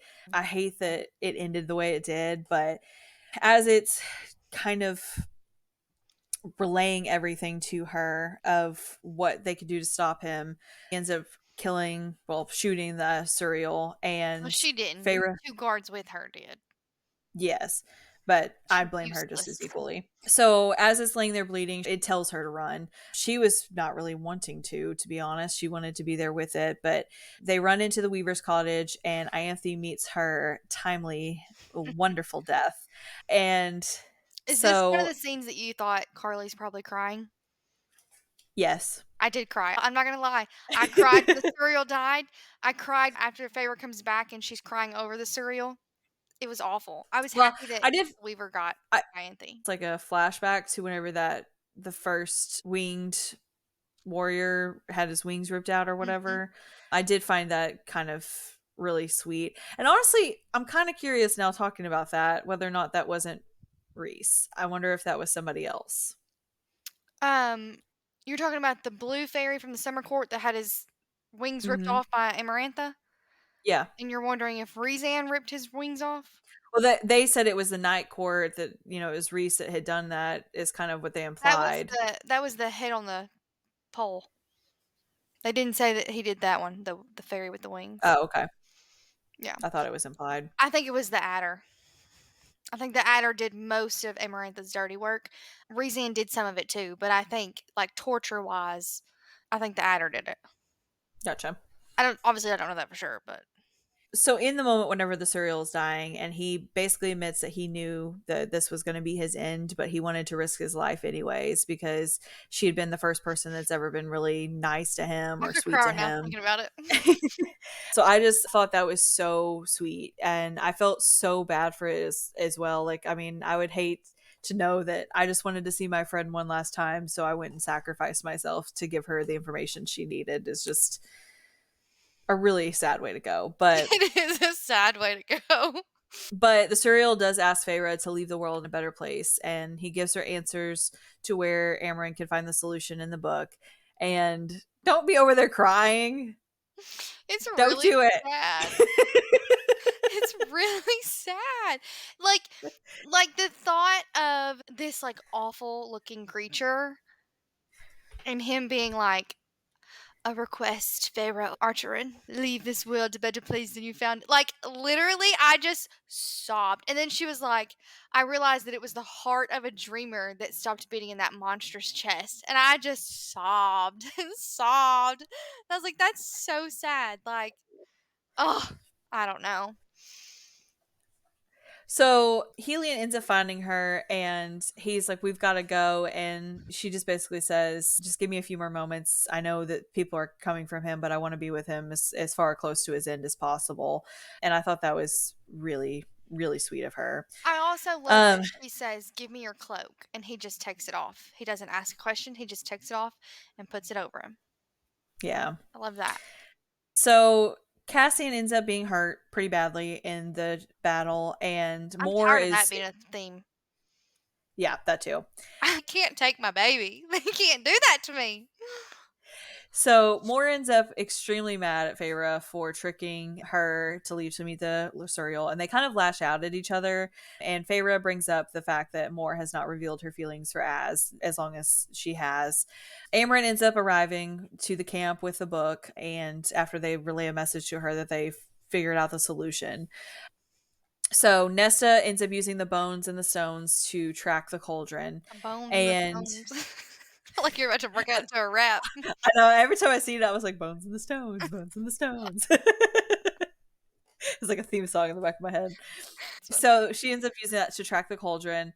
And I love whenever Varian sees Amren, he runs up to her and finally admits his feelings and kisses her and carries her off into the night. Yes, And and speaking so, of that, that scene before where he's like, "And tell Amren," and then he's like, "No, you know what? I'll tell her myself." yes. And then that scene is so good. And she's like a tough, no emotions. And then she's just like, "Nope, let me climb onto him like a koala bear and just go off in the night." Like it was just, I love that. Loved it. So then the cauldron ends up calling to the sisters in the middle of the night as like its response back. And it ends up luring Elaine to That Hybern's camp. whole scene, I was like, what about Elaine? Why is no one Mhm. like, if Feyre comes out, Nessa comes out, and then Amryn comes out, and Asriel comes out? Why did we not think, oh, guess what? There's one more. There's one more defenseless little rabbit that will just go right out into the night. And you just had the dream about Grayson. Why did you not think of her sooner? That bothered me. I Mhm. thought that was kind of like a plot hole to be so consumed with themselves. But I don't know. Maybe Yes. not. So Feyre decides to go with Az to rescue her in Hybern's camp. Okay. And I do not ship Azrael and Elaine. But the determination of him being like, Mhm. I'm going. Like, you will not stop me in any way. Oh, Yeah. okay, okay. I just love his undying love. Like, I feel so bad for him that multiple people just like don't return his love back to I him in the same know. way, because I'm just like, man, you deserve so much. And I So think it's just much. because he's been stuck in a hole the whole time that he doesn't really know what love is versus like love. So Yeah. I think that it's hard for him to distinguish. But honestly, he doesn't even know her that well, and he's still like, I'm going to do everything in my power to save her. Love that. That, yes, but also like I think that again, like you just said, he doesn't know really the difference. I think that's what we really see is that he struggles to understand the difference in, Almost like a childlike response to what love is. yes, and like you get one little feeling, one little attraction, or they show you just one little kindness and you just grab onto it and like It you're reminds me all of like all the videos of like the little kids on the playground, and they're like, I have a boyfriend, and they're like, well, how did they become a boyfriend? Oh, he gave me a flower on the playground. It's just like that yeah, kind of like like so like innocent, response. which doesn't make sense Hmm. though because he's not. Like he's very damaged and very tortured and but like in this Well, aspect he just doesn't, it's like he has well, no romantic skills. Although it's funny though because we know that if he's had lovers, so it doesn't make sense why he wouldn't. It's just weird. I don't know. But also I love that scene where 100 years old too. yeah, but they're talking about poetry and Cassian is like, well, I don't see you spouting poems and Astral's like, I don't have to. Okay. So like I don't know, like he doesn't, I don't know. I can't wait till we get his story so we can see more of it and understand. Like I want his point of view to be able to better understand what's happening in his brain. Cuz right now it just seems like almost childlike like you said. Hmm. So Feyre ends up disguising herself as Ianthe to go back into the camp, which I Golden. thought, man, that must feel so uncomfortable to be in her body, knowing like what all she's done to you and your people. But I mean, I guess that's one last way to say, ha, I gotcha kind of thing. Yeah. Before she goes, I really do like the line that Rhys gives her. And he says, remember that you're a wolf and you cannot be caged. And I loved that. But then he turns around to Asriel and says, you get them in and out, Shadow Singer. I don't care how many of them you have to kill to do it. They both come out. And Asriel says, I swear it, High Lord. I love that scene. Scene 2. He's like, "You've got this, but also you better make sure she's got it." Like I just love it. So when she arrives as Ianthe, Jurian ends up coming across them and knows instantly who she is.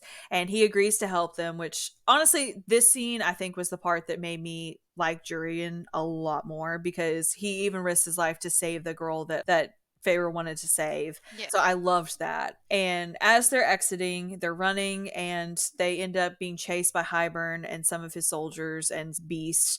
Tamlin ends up jumping in to save Feyre and help her escape, which he kind of won half a point back for me. But I won't give him half half a point, but I did think, oh, well, maybe he has a little decency in his body. So when they get back to camp with the girl and the Winter Court ends up taking her, and Moore ends up admitting that she doesn't like Az the way that Az likes her, that she actually enjoys more so females' company.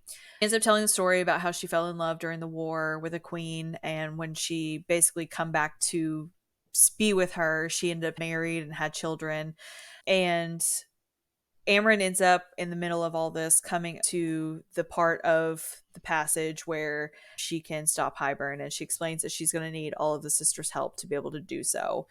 In the meantime, while they're kind of coming up with the plan of how to do all of that during the final battle, they start winnowing all the humans to the Summer Court to help them, which I kind of felt bad for all of the humans. Well, and I'll say too that I was really surprised that some of the humans were willing to risk it, and I thought, please tell me they're not going to actually leave them there, even though they're being stupid. And when they didn't, I was like, thank goodness. Because if No. they had actually left the humans there because they were like, no, I'm not going with you, I'd have been mad.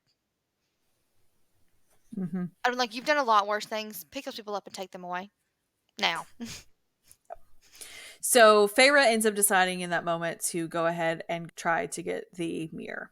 And she knows that she may end up going crazy doing it, but she felt like she needed one last push of something to set their bar a little bit higher, I guess, than Hybern's. So she ends up looking into the mirror and she ends up being revealed her true self, which she ends up kind of describing as a beast. And to be honest, I kind of find it weird that she didn't use that to her advantage, considering she can shapeshift.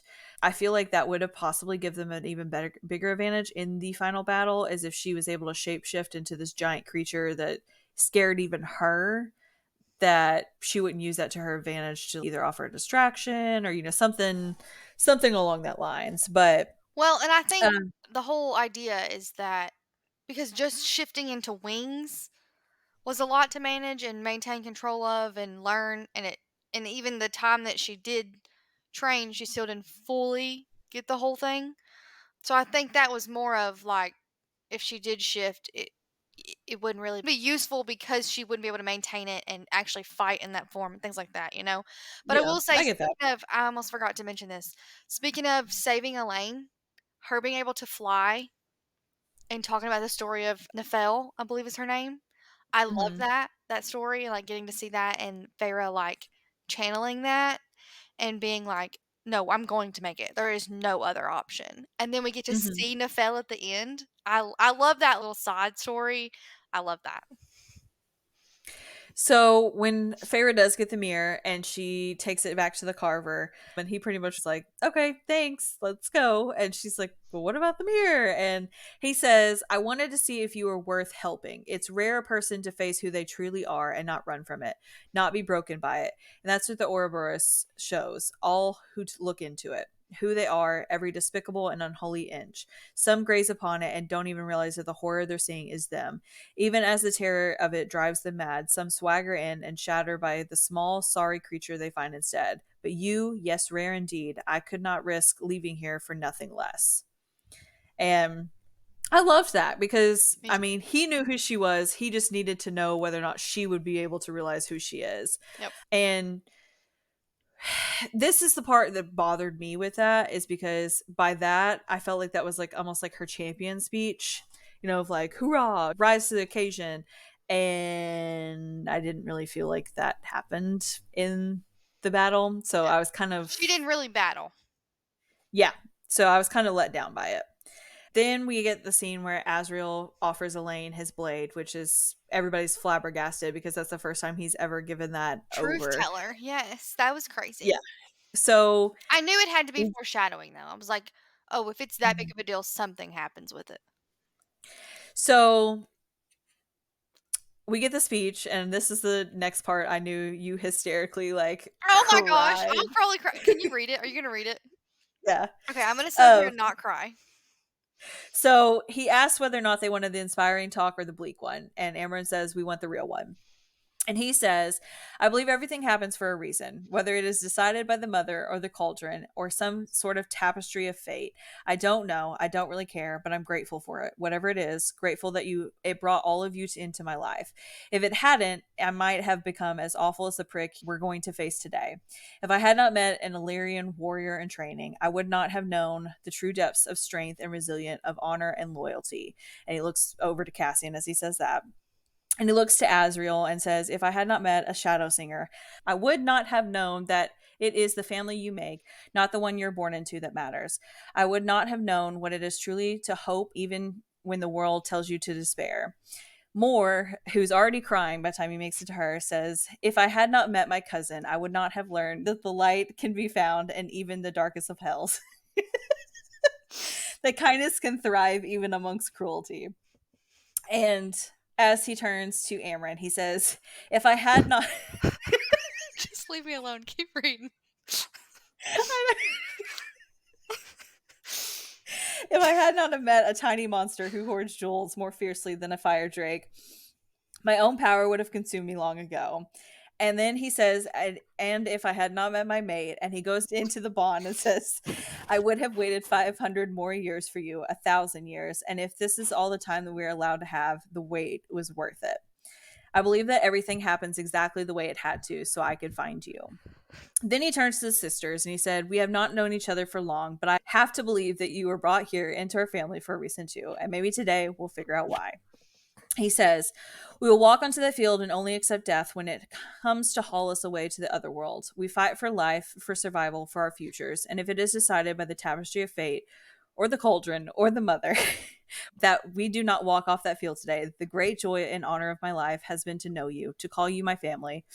And I am grateful more than I could possibly say that I was given all this time with you all. And then he squeezes Feyre's hand and says, then let's go make Hybern very ungrateful to have known us. That's one of my favorite scenes. Because we get. I know as soon as I was reading it, I was like, Carly is hysterically bawling right now in this scene. Like, there's no way she's holding herself together by any means. No, and look, we hit Cassian and we hit Azrael, and I was good, and then we hit and my cousin, and I was holding it together, and then the tears just go on. And then I will say, after this, when we get to the scene where they realize that Miriam and Dracum are coming, and Nessa says that she needs to be essentially bait, and Cassian is going to go with her, and Rhys is like, absolutely not. No, you're not. And he's like, you don't get to decide this. And he says, and I don't know if you have the quote, but if you want to read the quote, I I also do. bawled my eyes out at that one. Because to go from that Rhysand's like emotional moment and then for Cassian to have his, I think when reading it, my thought was like, they've accepted that they're probably going to die today. And yet they're still here and they're still fighting and they're going to keep going. Like, that was what made it even more emotional. And I was like, oh my gosh, are they gonna die? Like, that's what I just kept thinking, like, are they gonna die? I couldn't get myself together to hardly even read the battle scene because I just kept thinking, and I was like, I don't want to read it. If they're gonna die, I don't want to read it. So, yeah. We end up getting into where Rhys has gifted the Weaver. I took it as like presents. So Feyre surprises Rhys and is like, hey, I got Bryaxis and the Carver. And then Rhys is like, well, that's a surprise because I also got the Weaver. And it's like a cute little exchange of creatures, Yeah. I guess you can say.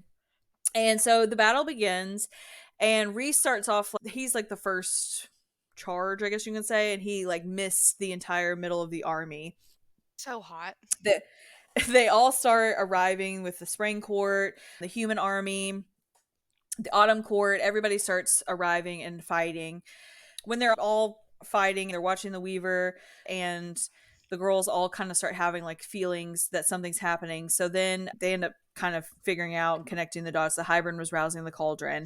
And as one big shot is coming off, Nesta begins screaming for Cassian. And as soon as he gets over there, it ends up killing everybody in the exact spot that Cassian was. It also ends up killing the Carver. And I did kind of feel bad for him because, I mean,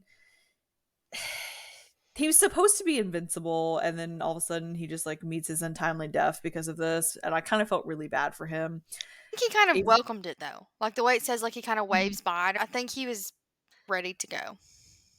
well, and kind of I remind he reminded me of Gollum from the Lord of the Rings, like that's what I kind of pictured him as. Not So Gollum.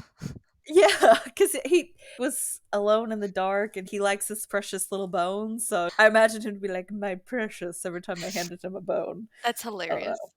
So as they're still arguing, still fighting, all of a sudden this legion shows up, which they end up finding out that it's Draken. And Lucian arrives with Vasa, the sixth queen. And so Draken said, hey, these ships are led by a queen named Vasa. And they said, who was found by? And then Feyre says, Lucian. And Draken says, oh, the male with the eye? No, he met them later on, told them where to go, to come now, actually. So pushy, you Prithian males. Good thing we at least were on our way to see if you needed help. And Nesta asks, who found her then? And Draken says, he calls himself the Prince of Merchants. Which, that really got me, because I was like, poor dad has not been a part of it. So it's like sad. But I was like, man, the dad actually showed up and he did something. Like, Me too. And the fact. Okay, I'm gonna keep myself together. The fact that the ship that he was leading was Nessa, and he says, like, for the daughters that he's done nothing for all these years, he had to yeah. finally take a stand and do something. That got me. Like, I honestly, when That's he our daddy died, issues. I'm gonna be honest. When he died, I did not cry. But whenever all those ships arrived and they started saying what their names were, I was like, "Oh no, I can't do it!" Like it was just, it No, was so bad. Like same. I wasn't even, I was not even upset that he died. Like I was just like, man, I didn't cry when he died. I cried at this scene, and then I cried when the girls afterwards go and essentially give him like a burial. I cried yeah, then, but I didn't cry in the scene when he actually died. Instead, I was less worried about him and more concerned about Nessa and Cassian when he died. So I didn't have time yeah. to focus on Dad.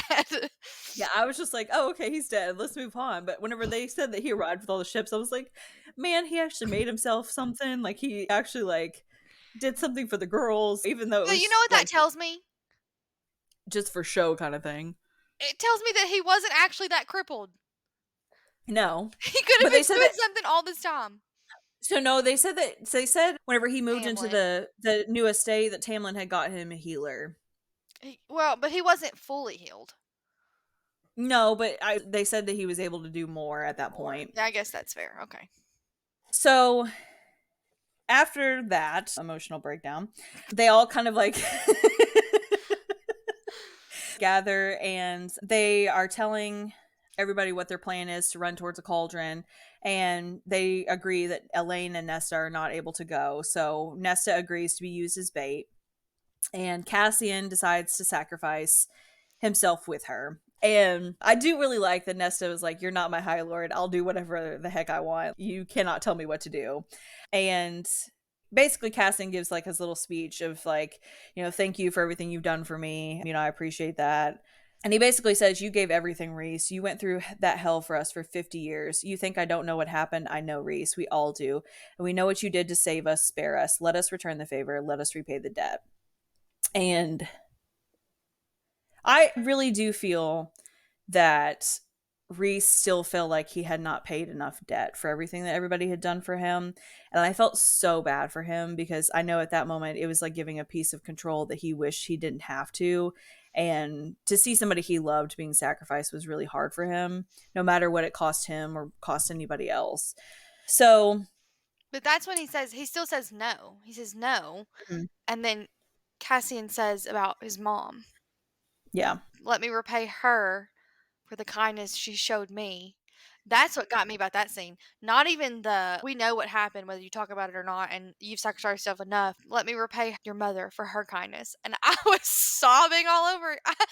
But speaking of this scene, right after this is when we see the king kill the weaver. And I know you were, and I was too, like shocked at how easily he just snapped her neck. There's a theory, like I told you before, that those three are from another world or whatever. There's a couple theories. But if she is the character from throne of glass, then I don't think killing her would have been that easy, and she wouldn't take nothing. Like, she would fight to the end. So it'll be interesting to see later on if that ever comes out who she really is, or if it does connect. But I did think it was too easy to Mhm. just snap her neck that The quick. part I loved though is the fact that she was wearing Ianthe's jewel Yes, splattered with her blood on top of her head. Like yes, agreed. that was the part I was like, ooh, she even brought her to the last battle.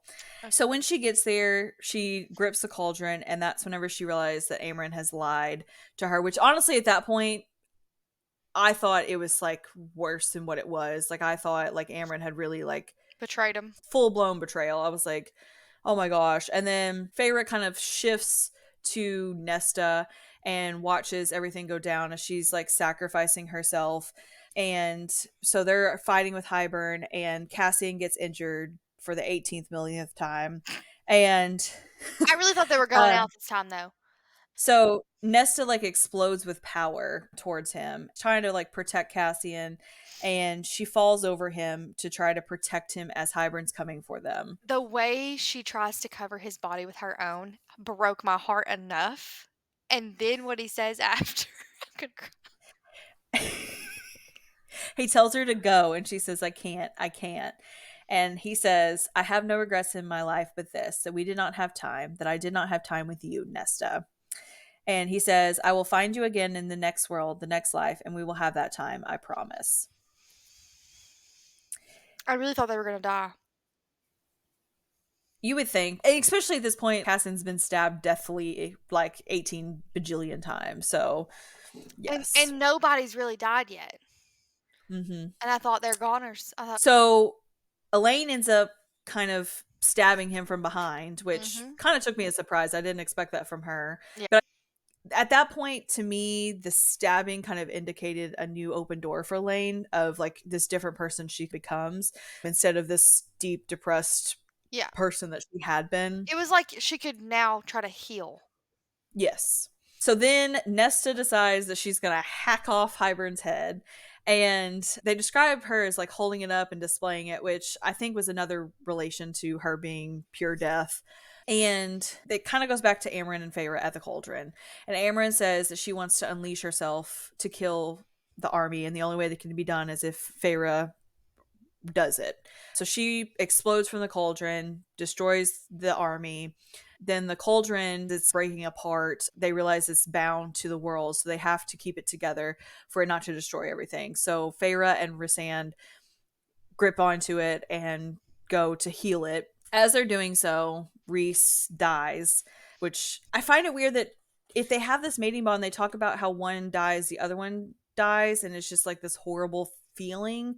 And Well, the other there's one not doesn't like die, but they lose a part of themselves. no, like I mean that bond dies, like the feeling it's almost like like their heart's being ripped out Yeah, almost. yeah. So to me I was expecting like her to just like shrieking, all of a sudden in the moment as it's happening, but instead it doesn't really seem like she feels it all until she turns around and actually sees him dead, and then all of a sudden she realizes and Yeah, I think there's too much going on.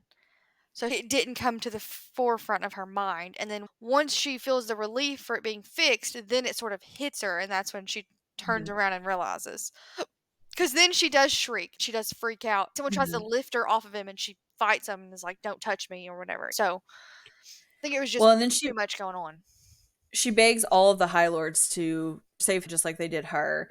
And I really appreciated that everyone was voluntarily, and even Tamlin stepped up and she's like, please, I will give you anything. And she's like, anything. And honestly, I almost expected him to be like, I get you for a week. He gets you for 3 weeks kind of bargain. I really expected him just because of everything he's done to this point. I Yeah. really thought he was going to come back and say something with that. And all he says is just be happy, Feyre. And I just thought it was such a healing moment for him, or I thought it was going to I be at thought it was least. too, yeah. I thought that now reading the other books, if I've just read this one, I'd be like, oh, he's moving past it. He realizes how He's much going to she move loves him. on. Yeah. Wishful thinking. So Although, and Rhysand, we'll talk about this in the next book, I think this is the moment that he finally has accepted he's not going to get Feyre. yeah. If that makes sense. I think he's come to that realization finally. Now, I don't think he's going to be happy anytime soon, but I think he has come to the realization that she doesn't belong to him, and she's not ever going to. So whenever Rhys gets brought back, I did really find this scene funny. You know, all the High Lords are standing around and everything. He says, if we're all here, either things went very right or very wrong." And Rhys says, "You lot will be pleased to know my power remains my own. No thieving here." And Helion says, "You sure know how to make an entrance, or should I say exit?" And Vivian kind of says, "You're horrible. That's not even remotely funny." Yeah. And then all of a sudden they turn towards a cauldron and Amarin's coming out of it, which I do. Someone pulled dear Amryn out of there. I'm like, Yeah, that took me for a shock. I was like, what? yeah, I was like, I don't quite understand how that's the case, which it doesn't really make sense because Rhysand is not being made back from by the cauldron, but yet he says whenever the cauldron was sealing, she was there. I reached out and seen if she wanted to come back. So I'm just like, so in this spirit realm, you Yeah, were able to see her. Like I was very I don't confused know. by that, but I also am confused how Pharaoh was able to have everybody else's powers, but not Rhysand. So that was also a little confusing to me as well. I have expected for him just to say that, and then later on we end up finding out that he does actually have all those powers. Yeah, But I kind of found it a little bit weird. The parallels weren't really paralleling for me. They're a little perpendicular. they're a little perpendicular. So then after all of that, the sisters decide to go back and kind of bury the father in a sense. They light him on fire and send his ashes off in the wind. And I thought that was a really good moment for all of them to really have. If they hadn't have had that, I think it would have been harder for them to move on, especially if the father never had come back at all. Which the entire time I was wondering, why the hell is this father? Like, what is Yeah. taking him so long? He was supposed to be back like a year ago at this point. Like, what's going on? I So loved I that Elaine was like, should we say a prayer for him? And Nessa was mhm, like, we don't have prayers. And so Feyre remembers what Tamlin had said for that fairy way back mhm. when and then says it. And that's when I cried. I didn't cry when he died, but that right there when she started saying that prayer for him we almost just kind of came full circle. I cried then. I was like, "Oh, that's so sad." So then after all of that, Feyre calls a meeting, and I love how she started off the meeting. My name is Feyre Archeron. I was once human. I am now Fae. I call both worlds my home, and I would like to discuss renegotiating the treaty. And I thought that was a perfect segue. Honestly, I kind of thought the book was going to end there because I feel like that's like a good opening for like the next book. Yeah. But we do end up going back to camp, and Feyre tells her story finally. Feyre and Rhys were in their tent, and Draco and Miriam went to visit and was chatting with them. Because that's when she asked them to take the cauldron back with them. So then they talk about their story. Miriam and Draken does. Jurian says he was offered a place at Vesta's and Grayson's. I really enjoy that Feyre does leave a note for Tamlin and just says, "I hope you find happiness too." I thought that was really sweet and a good ending to me for their relationship. And very Um, mature. yes, yes, and I love the final chapter in Rhysand's point of view where he says that he finally got his dreams that he had hoped for. And he just says, I'm going to enjoy every moment of it. They do end up making a bond where they basically agree that if one goes, they both go, that they're neither one are going to leave this world without the other.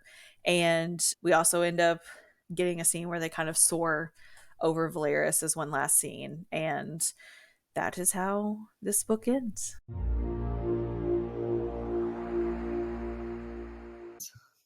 Would you like me to go first for ratings? Yeah. Okay. So, I believe I gave A Court of Mist and Fury a 4.9. Is that correct? I think so. Okay. So, I would probably give this one a 4.6. And I'll tell you why I took off a point 4. Because it's a really good book. And I really love this series. And I love Sarah. I do think there were some parts, like you said, like the whole battle being drug out for the entire book. And then we didn't really get a big battle scene, or like at least we didn't get the point of view of someone actually in the battle scene. And I wanted to see more of like Feyre battling. Like I wanted to see her using her powers and to see more battling, like just more of that. I don't know. I had such high hopes for the battle scenes, and then I wasn't quite satisfied. I will say, getting like the heartwarming and loving moments instead of the battle kind of made up for it a little bit. But I did kind of want to see her. I almost wanted Feyre and Rhysand to fight with their powers and stuff against the King of Highburn. Like that's what I really thought was going to happen. It didn't, obviously, but and I do really still love it. So I'm not mad necessarily about the way that it went. I just kind of had a different idea. It's hard to think to like my initial thoughts and then now that I've read it 14 times, but I would still stick with that probably a 4.6. I will say too, and this kind of relates to the next book, but I thought there were things in this next novella that we're going to read that Aqua War could have been shortened up a little bit more, and then this happy ending kind of rounded out their story to finish their story in this book, and then the next book, A Court of Silver Flames, just have been Nessa and Cassian's story. And I'll get into more detail about that later. But that also kind of impacted my rating. Overall, I loved it. I love getting to see the other High Lords and kind of building some of those stories to maybe hopefully in the future get like I want to get Eris's story. I don't hope we get Tamlin's story ever. I hope he's never happy. But then like it also built up Nessa, it also built up Elaine, things like that we do even in A Court of Silver Flames we see that play out for Nessa and Cassian. So that's mine. Even Lisa's gonna be worse. So what is your rating? So I gave it a 4. I was greatly let down by the scene. The final battle, they basically spent 3 books talking about how great of like a warrior that Hybern was. And then we get this emphasis so much on Feyre's powers and how she's just this major badass, and then Rhysand's the same. And really the only big scene we got in this book was Rhys misted the middle of the army, and that was like kind of the only big thing that kind of sort of happened. I was really honestly kind of let down with like the fact that a lot of it seemed very unnecessary. There was a lot of scattering. It felt like it was kind of all over the place with a lot of different stories with some of the High Lords, some of the extra characters like the Weaver, the Bone Carver. Like there's just so many storylines going on. And I felt like it was a struggle most of the book for the main character to like hold the spotlight. I feel like it was good overall. I did think there was some really good scenes. I loved the beginning of the book, how she brought down Tamlin. Loved that. I did love the love between Rhys and Feyre. It was really more emphasized in this book, just how deep it really went. I didn't like that it felt like he was fading away from who he had been and more fading towards the way Tamlin has been, with kind of like his controlling, not allowing her to participate in the battles. And even from afar, she could have done something to kind of help. It kind of felt like it was You think putting a that was distance. him making her though? Not so, but he wasn't encouraging her like, hey, you're this big bad now, so come help our people. I don't know. To me, it kind of felt like how they treat the president sometimes whenever there's a security risk. They always have that one person that say the designated survivor that stays behind. Like that's kind of how I felt like they were treating her, instead of treating her as like this powerful being that may have ended it sooner than what it was. But like you said, I was expecting like a big scene with Feyre and Rhysand and Hybern. I feel like that's what was implied it would build up to, and typically it builds up to. And because I hadn't really invested so much into Nesta because I didn't like her up to this point, and then not only that, but Cassian was such a side character. Like I didn't feel like them and Elaine even involved in it really made it that big of a, oh my gosh, I can't believe that happened. Like if they said that, like, you know, Feyre came behind him and stabbed him and then Rhysand cut his head off, I've been like, oh, okay, power couple, power move. But instead I was like, oh, okay, Elaine came out of nowhere. That's a little weird. The scenes with the creatures and stuff too, I feel like was a lot of extra. I get sort of why they did it, but I mean, going back and forth to the Bone Carver was just a little unnecessary. Like the Bryaxis scene, I get why it was sort of there, but at the same time, I feel like it could have been shortened a little bit. I thought about Meraxis. Do you want to add that?